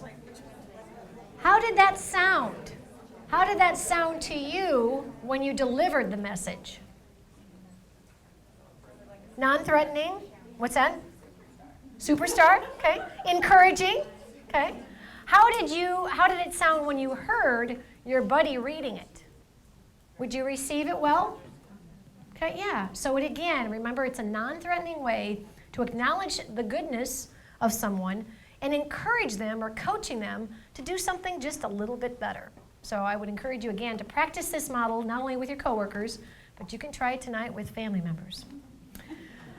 All right, the next dimension 3 is using our power of choice to be a good influence. We have choices, don't we? We choose where we live, where we work, what we do in our free time. Who controls how we set our priorities during our day? Yeah, good answer. He said his wife. Oh! Ah! Did you know that he came up at break and got his wedding ring? Isn't that nice? He was, let's say, aww. Is he just saying that because you're here? Okay. Well, we'll let you know when you leave. He was bragging about it at the table earlier. That's nice. Well, in conclusion, we are either a whiner because we blame others or give lots of excuses because we feel powerless, or we're a winner because we take responsibilities and are accountable and can change because we are powerful. We do tend to imagine what we get. In fact, remember a classic story about a little engine? The little engine that could. And what do you remember about the story or the lesson learned? Yeah, and it was a female, by the way. She kept chanting over and over again, I think I can, I think I can. And she eventually did, to deliver the toys over the mountain. Well, if you think you can with some hard work and determination, you will. But if you think you can't, you won't, because you've already given up. So imagine what we get. Eleanor Roosevelt said it best. No one can make you feel inferior without your own consent. Somebody says something, hurt your feelings. Well, they did what they did. You chose your reaction. But if it does bother you, I would encourage you to use that balanced feedback to let them know how you perceived or received that message. Whiners have a small degree of influence because they feel powerless. They blame everyone or everything else, the weather, the government, their boss, people around them. However, winners have a much larger circle or degree of influence because they feel as though they can respond in a more proactive or positive manner. So at the bottom of page 18, I ask that you look at those 4 keys and choose which do you need to practice more often. Don't let the things you can't control interfere with the things you can. The government is the government. The weather is the weather. Love what you do. How many of you love your job? When you think about how many waking hours you're at work, make sure you're doing something that you enjoy. Otherwise, not only are you miserable, you're making everybody else miserable. Stand for something. Otherwise, you'll fall for anything. And expect the best, which means not only from yourself and others. So choose one. Page 19. There is a model that I want us to fill in from a customer or patient's perspective. First of all, what would you say are some of the concerns that patients have? All right, let's jot these down on your worksheet. All right, we are not very patient, so how long is this going to take? What else? Cost. I wrote that in red. Okay. Competence of their care being provided. You just want to see if I can spell that. Competence of the caregiver. Okay, yeah, do you know what you're doing, or are you going to have to poke me several times? What else? The what? The pain, yes. Compassion. What'd you say? Compassion. Compassion, okay. I heard a commercial about new moms suffering postpartum depression, so I thought that's what you were referring to. But the emotional side of it, okay, so there is the emotions, the fear. Would you say? There could be some fear. Okay, yep. Absolutely. I hear a lot of people say, oh, there's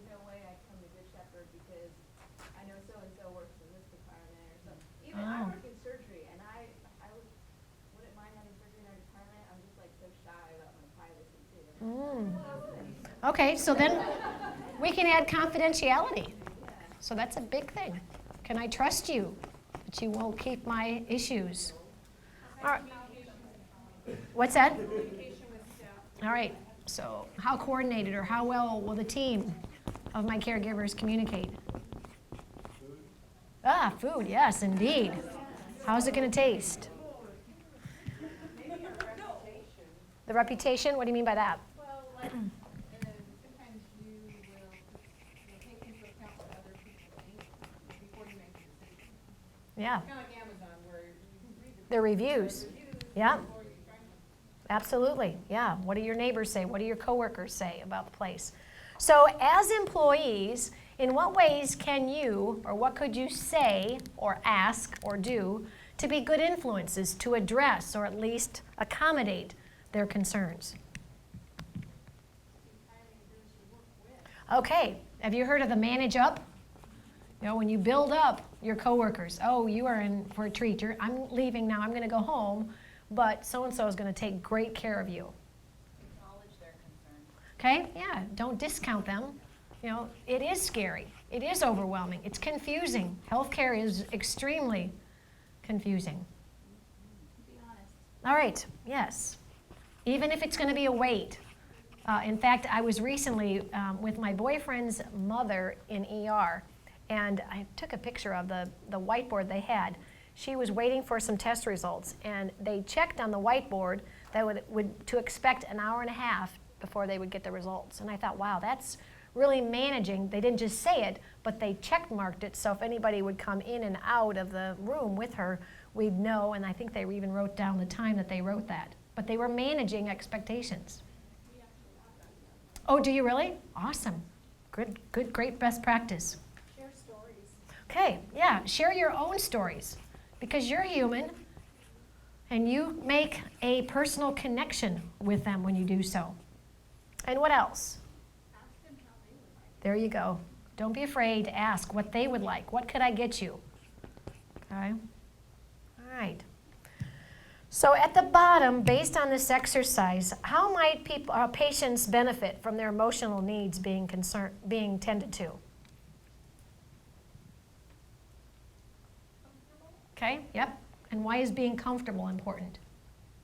If you want to feel safe, Okay. you're taken care of. Okay, so there's safety, comfort, Better healing environment. okay, which all makes a better healing environment because they trust you, there's trust involved.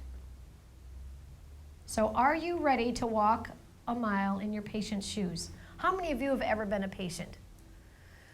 All right, you know from the other side of healthcare what that's like and what's important to you. So I'd like us to do a fun little exercise, something that you've done hundreds, if not thousands of times.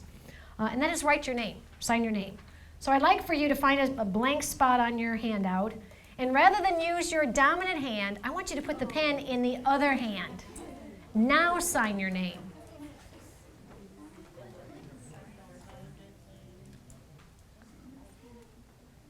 And my observation is it's taking you much longer than it normally does. How are you feeling while you're doing it? So the example that I give you might be how it feels when you learn that you have to change your diet. You just became diagnosed diabetic. Or you broke a limb and you have to learn how to walk or dress yourself. So if you could imagine this happening 24 hours a day, 7 days a week, might you be a little bit grumpy? So know that you are serving customers who are coming already upset or frustrated. So it's not about you, it's about what? It's about their situation. So be a positive influence to address their real concerns. All right, page 20 and 21, you have seen before, right? Where did you see the standards of behavior, eye care, last? In your office? Awesome. Good, good. Where else do you see it?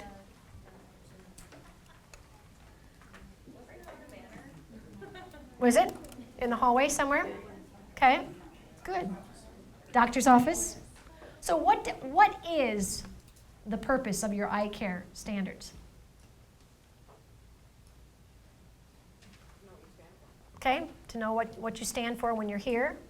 Okay, what your promise is to each other and to your patients. And without looking, can anybody share what the I stands for? Okay, C, A, R, and E. Ooh, you guys are good. All right. On page 21 is a more in-depth definition of what that means or what that should look like. So integrity means I will be responsible and follow through with my promise. And it looks as though you signed it. When did you sign that document? So you roll it out at the end of last year's class. If you were a new employee, do we have any new employees that started since the last year's class? Kelly, do they receive that upon their employment or? It's actually part of the onboarding process right at the beginning of. Great. So what does that mean to a new employee? Yeah, it's defining what we expect here. This is our culture. Any other time that you'd sign it, is it going to be a part of the annual performance review? Some of the managers are switching to different evaluations that basically goes through these. Okay. And if that was something a part of your annual review, what does that remind you of? That it's not about the job skills, not just about your job skills, but it's about the relationships that you have with each other, how you're treating each other. So we'd like for you, speaking of evaluation, we'd like for you to use page 22 to do a self-evaluation about how consistent you are in demonstrating those standards. So for each of those behaviors, I'd like for you to be honest, indicate that's something that you never, sometimes, usually, or always do every day with everyone. And then once you've done that, at the bottom it asks for you to share an example with your buddy of how you applied the iCare standard of behavior recently. I'll give you an example. Number 14 talks about protecting confidential information. Yesterday when we did training about being accountable for leaders to have those crucial conversations, I asked them to write down any individual's names that felt as though they could benefit from a coaching conversation. So we honored their confidentiality by not sharing that with others. So it was just a matter of them being responsive to holding themselves accountable to have those crucial conversations. So at your table, discuss any way in which you've recently demonstrated any of those behaviors. All right. Thank you for sharing, and thank you for caring enough to demonstrate those iCare behaviors in your daily work. Keys to effective communication, page 23. Is another, was this a part of the last year's OASIS team, or has this been around for a while? Any part of the AIDIT? Has it? Okay. There are several ways that you want as an organization to deliver consistency. AIDIT is a general way of delivering service by acknowledging, introducing, explaining the duration, explaining what you're going to be doing, thanking them. There's setting clear expectations. Again, when we talk about managing what they can expect from a procedure, there's some guidelines there. During shift change. There's a correlation to an HCAHPS question and what you might want to say. So the question about how often did the nurse listen carefully to you? What you could say is, I hear what you're saying. If I heard you correctly, you want. So again, that's reinforcing the importance of listening so they feel or they recall that when they answer those survey questions. There's several best practices, making a personal connection. Addressing the 4 Ps. What are the 4 Ps? Yep. And those are important, whether it's their items of jewelry or their dentures. Conducting environmental assessment, so you're understanding what the conditions are. Asking them for time, give your time, I have the time. Don't feel as though you're rushing. And then tell each patient when you'll be back. So I'd like for each table to prepare a scenario On the next page, 24, there's 4 different scenarios, and you can refer back to the previous page to create your script or what you could say. So we're going to number off. So there's 8 teams, so that means each team will have one of those 4. So your team will be a team 1, so you'll take practice 8 it. Team 2, setting clear expectations. Team 3, practice HCAPS application. And 4, practice one of the best practices. And then we'll jump over here. So you guys will be team 1 as well. Team 2, team 3, and team 4. So as a team, write out what you might say to practice or demonstrate the so-called assigned communication. Let's have a little demonstration for each of them. So we've got 2 tables with each of the 4 areas. So one table can volunteer to demonstrate what it might look like. So could we have, first of all, a volunteer for either the first scenario, so it'd be that team or this team, like to volunteer what ate it? All right, let's give them some appreciation to come on down. Okay. She says that lightly. She's like, okay. So you want to be the employee or the patient? Do you want to talk through it? Okay, all right. Good morning. Are you finding everything okay? No, I am looking for a new baby. Okay, can I show you up to our family birth center? That would be fabulous. All right. Well, while we're walking up there, this is how you can remember to find your way back out. Okay. And these are the signs that you can look at to help you the next time that you're here. Okay, well, we're here. Do you need anything else from me? Can I help you find anything else? I'm not sure how to get in there. Okay, no problem. We just buzz our way in through this. So I just push that button there or lift it up and they'll let me in? I always just go up there and knock. Yeah, you just. I just had this happen. I went to see my new granddaughter and it's like you go through all these things and you have to get a wristband. It was a little intimidating. But I was guided, but we forget that because we run around. And that's what I thought, oh, it would be good to us. Good. I didn't mean to challenge. No, you're good. That's good. All right, what did you hear and see her do well? One thing that you would want to do is talk up, this is a secure area because we want to protect the moms and the babies. And so in order to get into the department, you do need to be acknowledged by the nurse at the desk. We're selling it, promoting it. Yeah, security. Explaining why we're doing that. Yeah, great. I liked how it appeared as though you took her there. You didn't tell her, you took her there. What else did she do well?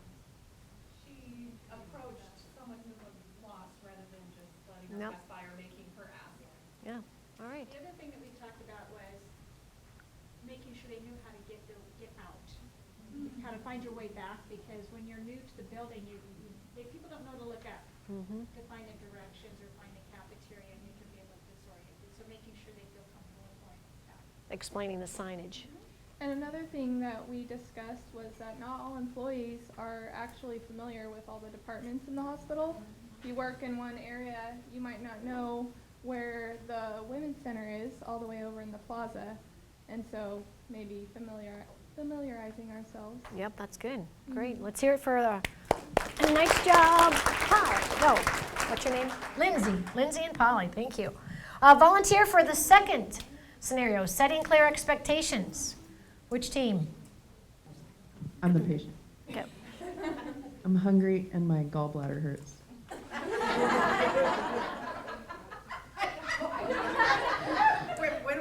When's my surgery? I'm starving. Your surgery is scheduled for 8 a.m. I'm really sorry that you're hungry, but I can offer you some mouth swabs to alleviate any discomfort you're having in your mouth.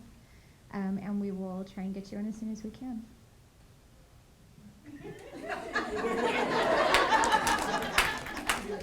Are you okay with that? Thanks. You're welcome. Thank you for choosing Good Shepherd. There you go, there you go.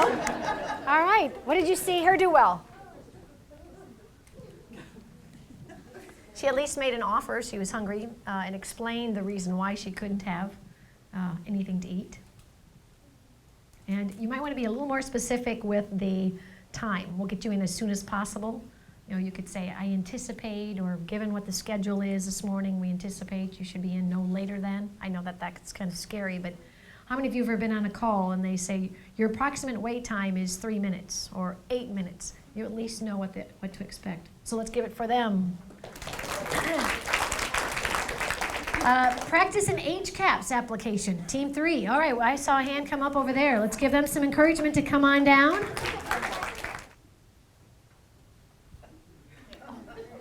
Here. Hi, Mrs. Lloyd, how are you? Well, I'm having a hard time sleeping. Really? Yes, Okay. it's like a zoo around here. I hear moaning. So I'm very sorry for that. Can I shut your TV off right now? Oh, I forgot it was on. Okay. Oh, and it what- was a zoo channel. Can I reposition you at all? Can I make you a little bit more comfortable? When I leave, I'll go ahead and shut the door and we'll kind of make an announcement at the nurse's station like we need to see if we can quiet our voices, if that would help. Very nice. What's your name? My name is Sam. I appreciate that. You're just a great nurse. And Wonderful. yeah, no, that's great. Yeah, So if if you it's shut my okay door. with you, I'll go ahead and shut your door. Yeah, and turn off my TV. Yeah, That can should you be do that? better. Call, it's Will right you next turn to off my lights? Because they I would will. love to dim your lights.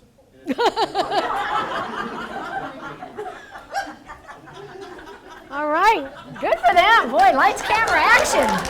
Wow. Woohoo. I think that's up for an Academy Award. All right, what did you see in here then do well? Sam, I guess it is. What did Sam? What's that? Got down. Why is that important? Yes, it makes her feel much more comfortable. You're not rushed.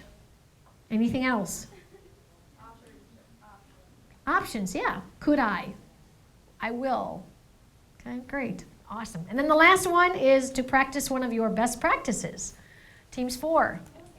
So I see that you just did my x-ray and I know that you know what's going on. I know you can like see what's happening up on the screen. So can you please just give me some information on, am I gonna die or not? Like what's happening? Unfortunately, I'm not able to tell you results. However, your final report will be ready with your doctor in 1 to 2 days. I don't wanna wait 1 to 2 days. Do you have an appointment coming up with your doctor? Oh, they told me to come in a month or something. Well, if I were you, if you haven't heard anything for in like 2 or 3 days, I would call them and see. Okay. Have you signed up? Have you signed up for our patient portal? No, what's that? Well, I will take you back up front after you've gotten changed and ready to go, and the girls up front will get you signed up, and you can go online and look at your own results. That way you don't have to wait for your doctor. So why do I even have a doctor? I don't know. Well, I really appreciate it because I'm really freaked out here. Like it's given me a lot of anxiety. I might end up in the ER with this. Oh, well, we don't my want chest, that. My heart's just coming out of my chest. I can't take it. Well, I hope I helped. Is there anything else I can help you with? You have been wonderful. Thank you. You're welcome. Very good. Awesome. Thank you. Thank you. All right. What did you hear her suggest or offer? Yes. Love the promotion of the portal. That's great. In fact, isn't there some kind of incentive to have so many patients on the portal? I don't know what the numbers are, but. Pretty low number. We passed that some time ago. Oh, you did. So you've achieved that. Okay. And I just signed. What's that? The number's 5. To meet our goals for our size of facility. Yeah. Oh, that was all? Okay. Well, and I was at a hospital and they were, for their health fair, giving a really nice blood assessment. So I signed up for their portal. So I kind of know what that's all about. So it's neat to put it kind of in your own. All right, so let's hear it for our actors and actresses. Very well done. All right, well, the last part of this dimension on page 26 is the use of the app, Everyone's a Caregiver. How many of you have watched, what's that? Kay? Kay, you like it? Good. So what have you enjoyed about it? Good.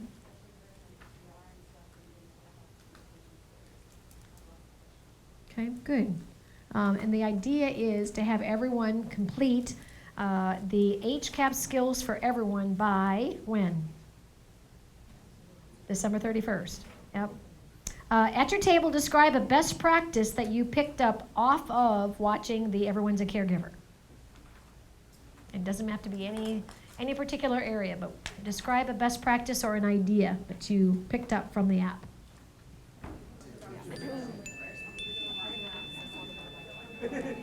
All right, would you agree that that app is power-packed with a lot of best practices and solutions, suggestions that you can implement immediately? So again, what's nice is you can go into whatever domain you need to improve or focus in on. All right, the next dimension is the medicine of compassion, and you may remember that from last year. Last year, you were introduced to the model of the 4 elements, introducing attention. So we want to start with reviewing what we learned about attention. Attention is being aware of the signs, signals, and clues that indicate what is important to others. Like the illustration where somebody was confused or lost and giving them directions. So describe a way in which you can demonstrate attention in your job. Sitting. What's that? Sitting. Okay. What else? There you go. Gotcha. We saw that up here. Thank you, Sam. What else? Yeah, when you talk with them or to them, focus on them. Asking them about their situation and what's important to them. Okay, yeah, if they look uncomfortable, maybe you offer them another pillow. If they look cold, you could offer them, do you guys have the warm blankets? Those are awesome, okay? Even from a family member's perspective. So if a family member looks confused or not quite sure what to do or the procedure, and you're right, it is the process of coming in and around is overwhelming. So help them, take it upon yourself. So this year, we're going to learn 2 more elements, first being acknowledgement and the second being affection. So let's turn to page 28. Acknowledgement is letting others know that you respect and appreciate them as unique individuals. And there's several ways that you can do that. One is to reflect back. So what I hear you say is, or my understanding is, so they can confirm or redirect you. Offer choices, whether it's choices in food, choices in schedules. Affirm progress. Let them know, that they're making good progress in their physical therapy. Recognize what's important to them, their family, their friends, their pets.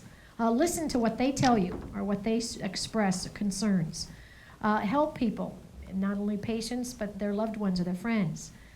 Show appreciation and respect for them sharing maybe a complaint or a concern. Talk about, and we're going to identify, what are some topics that people enjoy talking about, because then they will feel comfortable and trust you. And be grateful that they chose, like one of the scenarios. Thank you for choosing Good Shepherd, because they do have a choice. You don't want to assume that they'll come back, and you want them to tell others. And what does it mean to use or remember the family factor?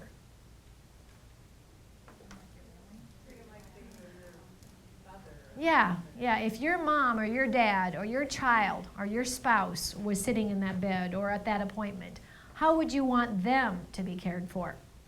So what I'd like us to do is flip chart topics that you could comfortably or safely discuss with them. And you can jot them down on your handout as I record up on flip chart. So what are some safe topics that patients or even family members enjoy talking about? The grandkids. All right, can't beat the grandkids. That's why they're so grand. Pets. Okay. And feel free to jot these down on your handouts. So things that they like to do in their free time. Okay, yeah, where they grew up. Football. Sports. And it could be the season, so maybe it's the holidays, or maybe it's going back to school, or whatever the season is all about. And one more topic that you could potentially talk with or ask about. Food, there you go, food. Okay, how was the food? All right. So by doing so, you show that what matters most to them matters also to you. Or you could say, oh, I saw someone was visiting you. Was that your grandchild, or was that your brother, sister? The other element we want you to practice to show compassion is affection. Now, typically, that's not an element that you would talk about with a bank or grocery store. But because you are in healthcare, there is great power in healing with touch. So affection is the human touch of warmth, comfort, humor, and kindness. And as I promised, I want to share with you a video about a study done with a group of rabbits that demonstrates the power that a touch has. This study came out of Ohio State University School of Medicine, and the goal was to look at the effects of a diet that was high in fat and cholesterol and triglycerides. It was sort of the American fast food diet. And so the study involved feeding a group of rabbits this diet. And so the prediction of the study was that the rabbits would indeed develop arteriosclerosis, much like human beings do. And the study indeed came out this way, except for one subset of rabbits, which, when they were examined, were largely spared the ravages of hardening of the arteries from this atrocious diet. This was not explainable because these rabbits ate the same thing that the group as a whole did. The question was, why didn't they get this hardening of the arteries like the other rabbits? The only variable in this whole experiment these researchers could come up with to account for this was that the rabbits who didn't get the disease were cared for by a female graduate student whose job was to take care of this group of rabbits. What she did was to lovingly remove these rabbits twice a day from their cages. And she held them and stroked them and petted them and talked to them and loved them. And then she put them back in the cages and fed them this atrocious diet. This was too much for the Ohio State researchers to buy. The idea that love could have made the difference in how the rabbits responded to the terrible diet. Being excellent skeptics, they did the study all over again, asking the girl to do this in the same way. And so the outcome was exactly the same. The rabbits who were loved, touched, and petted didn't get the disease. This was even worse for the researchers. Now they had two coincidences they just couldn't explain. So they did this study all over again, this time asking this young woman to do exactly the same thing. It came out 3 times running, identically. The loved, touched, and petted rabbits were spared the ravages of coronary artery disease, which kills more Americans than all the other diseases combined. Perhaps the message is that if you're going to eat a fast food diet, you better get 3 or 4 hugs a day. Put that on your menu. All right. So ways to communicate affection. One way is through an appropriate touch. When my parents were aging, I don't ever remember holding their hand so much. It was just a tender way of connecting with them. You could touch people on their forearm or their back. It's just a way that you can connect with them. A hug. They say that you need 3 hugs a day to actually lower your blood pressure. But did you know that there is a right way or proper way to demonstrate a hug? You want to learn? Okay, Steve, come on down. Steve, yes. You're Steve. We're taking turns with Steve's, okay? So the typically way is, let's try a typical way. Typical way, a hug like this, okay? But instead, you're to hug heart to heart.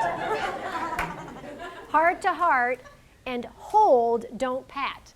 Because we have a tendency of patting, and patting actually breaks up the energy flow. The only time you want to pat is if you're burping a baby. Or if you're two guys that want to say I'm not gay, so whatever. So we're going to go heart to heart, which means you put your left hand up, okay? This way? Yep, and then heart to heart, hug and hold. Oh, that was good. Let's hear it for Steve. Woohoo! All right, you guys all need a hug, so everybody stand up. Find a buddy. Find a buddy, put your left hand up, and remember, go heart to heart, hug and hold. Hug and hold, left hand. Left hand up, hug and hold, good. No patting, no patting. Hug and hold.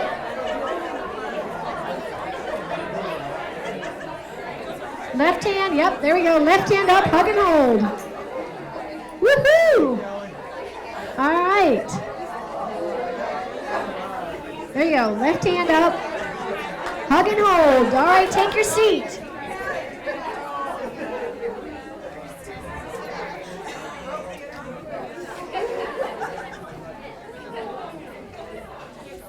All right, there you have it. You guys now are aware of the proper hugs, so try it out tonight. I feel the love. Find common ground, what you have in common with somebody, where you live, who you know. Show emotion, show appropriate emotion. If they're concerned, take on that same kind of concern. If they're excited about something, share that excitement. Make some kind of connection with them emotionally or physically. Sincere warmth, comfort, and kindness. Be thoughtful and considerate of their feelings, and express, even if you've got some good humor. As a result of that hug, how do you feel? Good. How else? Appreciated? All right. Without affection, people can feel alone, disconnected, unwelcome, excluded. So I'd like for you at the bottom of your page, jot down something that you feel comfortable with in demonstrating affection. I remember when my dad was in intensive care, the nurse said, feel free to touch, even talk to him, because the unconscious mind is very powerful. So encouraging that comments or touch. All right, so again, you've now just learned 2 more elements of communicating with compassion. Theodore Roosevelt said, people don't care how much you know, but they know how much you care. In fact, research has found, relating to the survey questions, patients expect good health care, okay? How they evaluate you is how you treat them, okay? Because they don't know what you do. They don't know about the technical aspect, but they certainly know if you treat them with respect or kindness. So that's a way that you can move from your usually to always. All right, the last dimension is about the cycle of service for do-its. On pages 30 and 31, you'll see all the different types of documented projects that have been done since, well, looks like since the first of the year. And I'd like for you to look through that list, and maybe you'll see where your team was identified, and share at your table an example of a do-it project that your team or your department worked with. A couple minutes at your table. Thank you for sharing an example of one of your do-it projects, because a lot of times when you learn what other areas are doing, there might be some relevance to your area doing something similar. So let's make sure everybody's on the same page with what a do-it actually is intended for.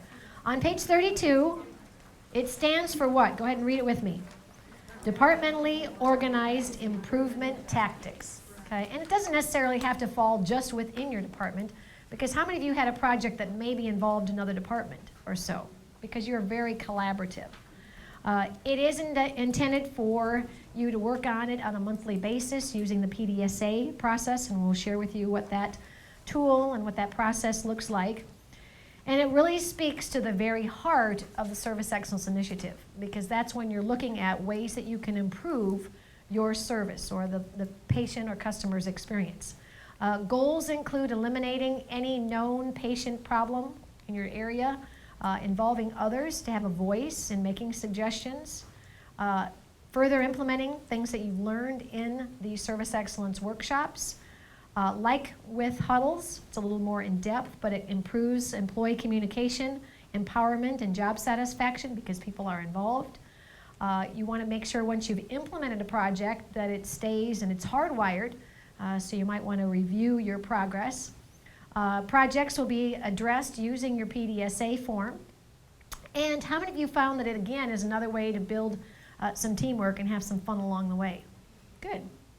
As I mentioned, page 33 is the PDSA, which stands for Plan, Do, Study, and Act. How many of you are familiar with or have used this form before?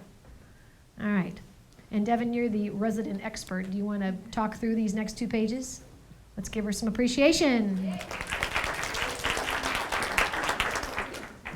So the PDSA is something that we use in the quality department and then now throughout the organization for any improvement projects. I do want to note that they are to be used for smaller projects. For example, we did our sepsis task force, and that's been like a 7-month-long project. We're not going to use PDSA for that because it's so large. Your PDSAs for, like Paula shared, they're organizing their storage room. Amy shared that they used it in the diagnostic imaging to communicate further information about the portal to patients. So on your page here, it's just your project title, date started, completed. We did add the department manager's signature. So this is so that we as the quality team can make sure that your department manager was involved and approves of your project. And then once that's done, it will be sent to the quality management department. You can see here at the bottom, it says to send it to us. And then we will sign off on it with the quality management review signature. So your background is just what led you to start the project, what problems were occurring that said, hey, we should probably do something to improve this. Your plan is what you're going to do, kind of your outline or your hypothesis. Your do is you actually do it, and we highly recommend that you collect some sort of data so you can see the improvement. And study, that's where you want to analyze that quantitative and qualitative data. And then act, you either, see if I can do this, adopt, abandon, or adapt. Adopt, you maybe you started it in, on just one shift, and then you roll it out to, the night shift as well as the day shift. Abandon is, okay, that didn't work at all. We need to start over. And then adopt, abandon, adapt, thank you. Adapt is to make changes and do the cycle all over again. So you basically just do the cycle again and again and again until you find something that works. And then I think page 34 and 35 is actually one of our SEAs last year, who is now a manager, Reggie Seitz, in speech therapy. This is just one PDSA that we felt stood out and really kind of modeled what we're looking for in these PDSAs. She talks about the reasons for doing it. She talks about the data, how it's working, and so that's just a good one to reference. Any questions? What exactly are you signing off on once we're done with it? We're just signing that the process was followed correctly, that we're aware that the change was made, and then we bring it to our quality council, and so that we share the process they're being changed. Oh.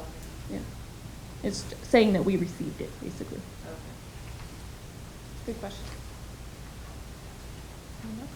And then I'd also like to share that Jareen, who is now in quality, will be joining random do-it team meetings to kind of,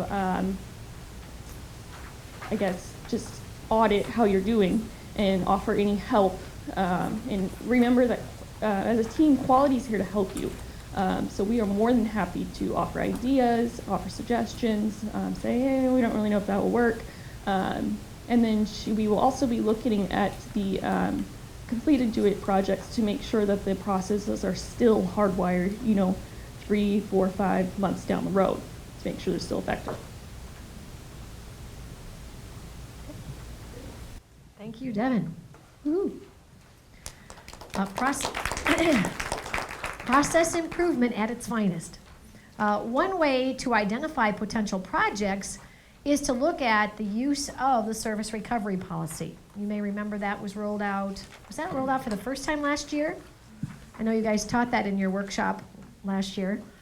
Using the REACT, which stands for R is, A is, C is, and T is. Very good. On page 37 is a pie chart that lists since August through February the common uses. And you can see almost half relate to what? Yeah. And I know that quite a bit of that was that ER? Okay, but I know that that was part of the reason why we did the fast track. So what I'd like you to do at your table is share an example of an opportunity that you had to use the service recovery policy. So a couple minutes at your table.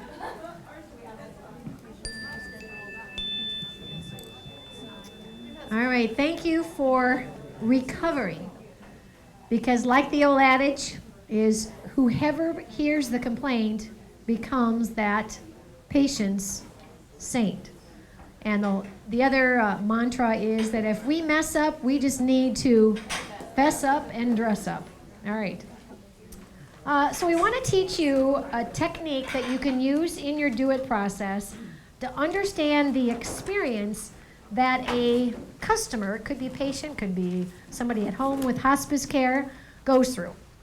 But we want to start off with a couple of key definitions. On page 38, the three definitions we want you to learn this year is, first of all, moment of truth. A moment of truth is any time a patient comes into contact with you and formulates an impression of your service, good, bad, or otherwise. And I help you remember it using the 3 Ps, not the Ps that you're used to, but it's by phone, which doesn't sound like a P, but it is a P, by phone, so they call in for an appointment.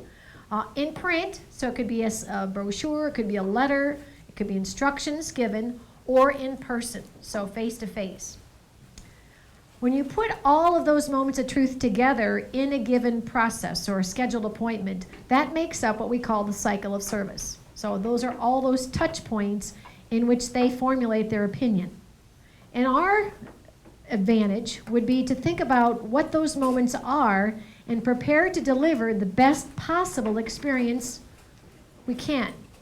For instance, let's think about grocery shopping. Where do you guys get your groceries around here? All right, so you're at Safeway. You can see that where the arrow starts on the model is when your moments of truth begin. When you drive into that parking lot, what's important to you? Are there spaces? Are the carts removed? Okay. When it's at night, what do you want? Lights. Then you enter the store. What's important to you? What are those moments of truth? Okay, yeah, how clean is it? What does it smell like? As you're walking through the store, what's important to you? Organization. Is it signed? Are there good signage so if you forget where something is?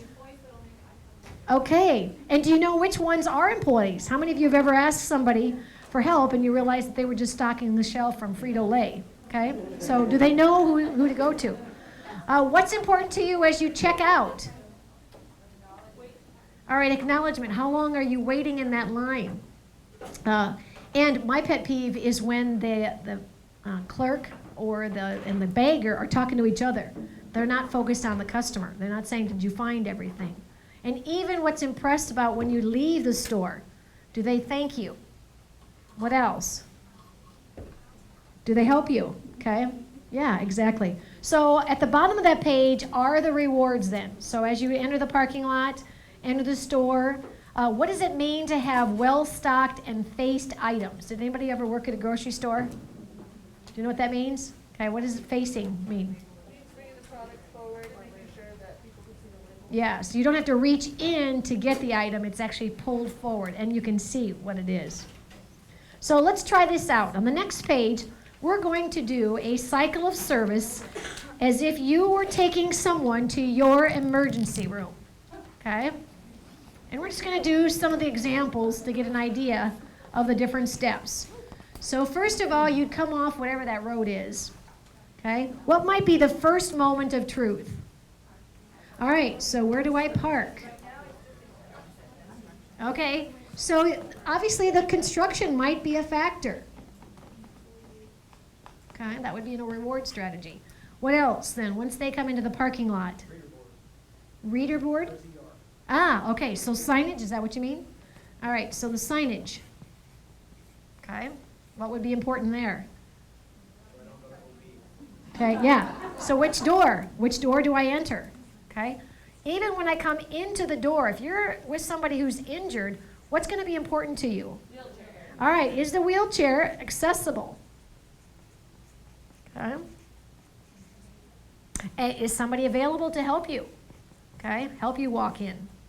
All right, once you come in, what's then going to be important? All right, check-in. What's important about the check-in experience?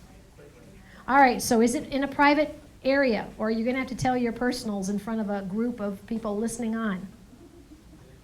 And how fast? Is it efficient? Okay. Then once you've checked in, what's the next? Okay, yeah, you might need to go to the lobby.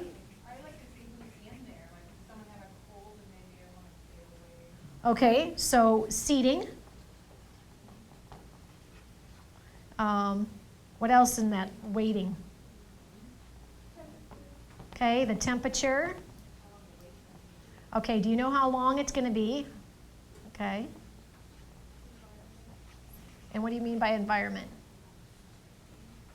Okay, yep, exactly. So is it clean, safe? All right, then let's say you're asked to leave the lobby. Where would you go next? Triage. Okay, what's important during that time? Okay, so focus on specifics, right? So that's when you're getting the personal information. Okay, do they feel, are they competent? This is when you're starting to make sure you're getting confidence. What's that?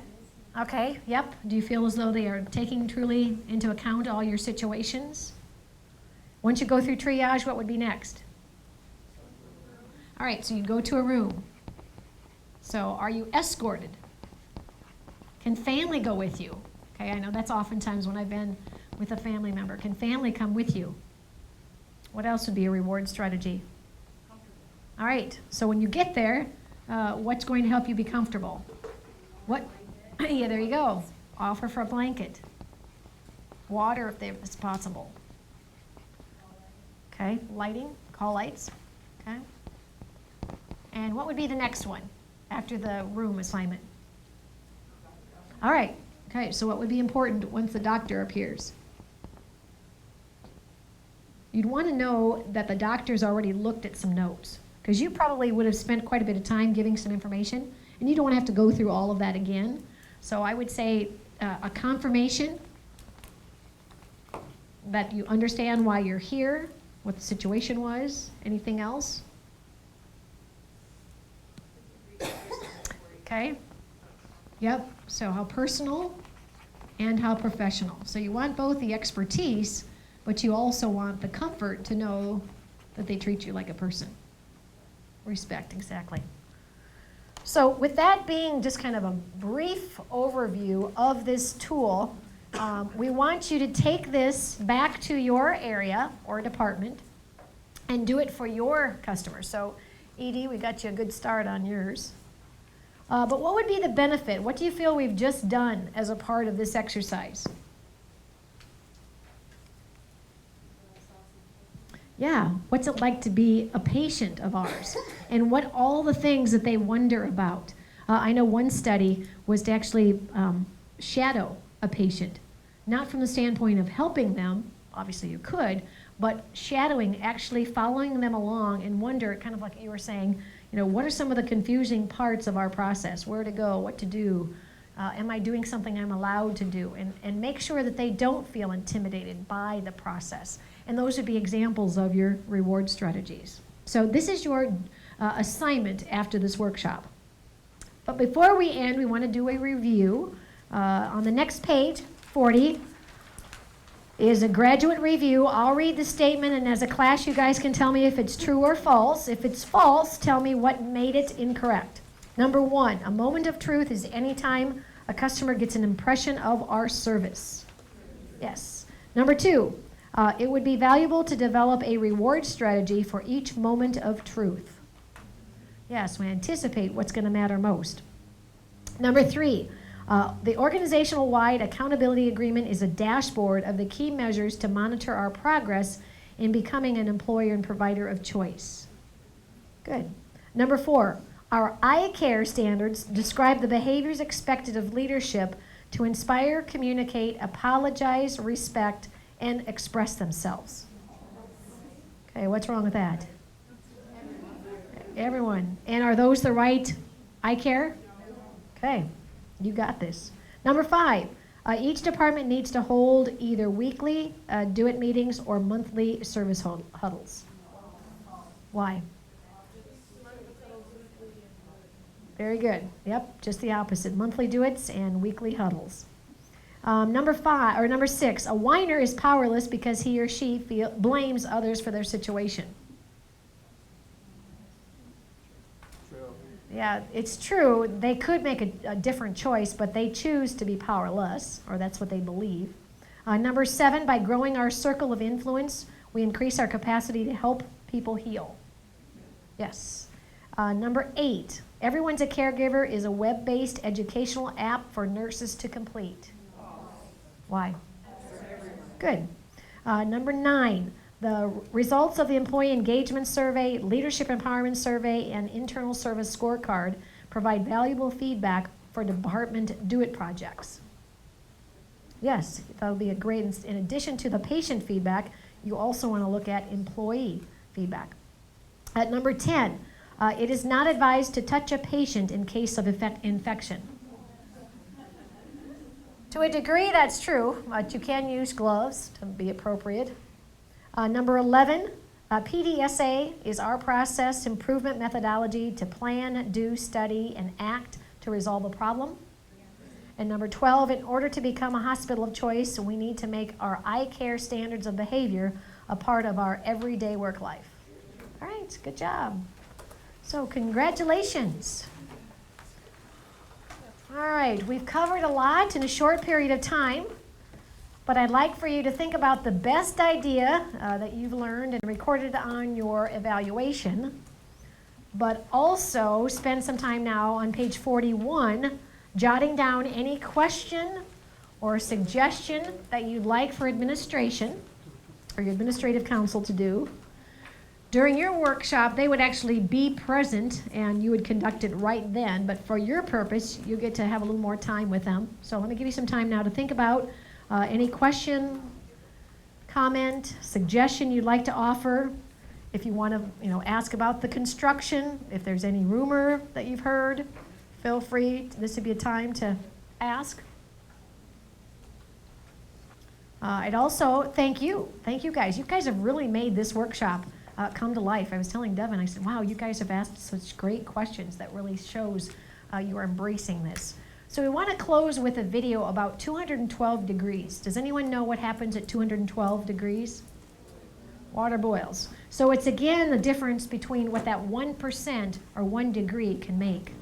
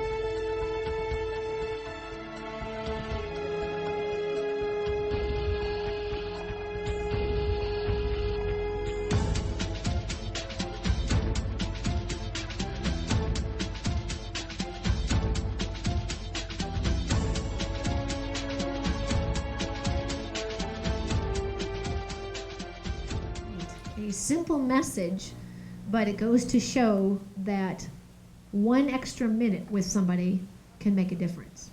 And we challenge you then to help us go from good to great in continuing our quest or journey to service excellence.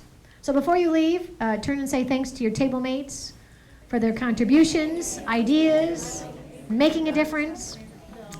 And then we'll have you actually turn in your evaluations after lunch. So I know that you can do that during the lunch hour. And that, ladies and gentlemen, is your Advanced Service Excellence Workshop.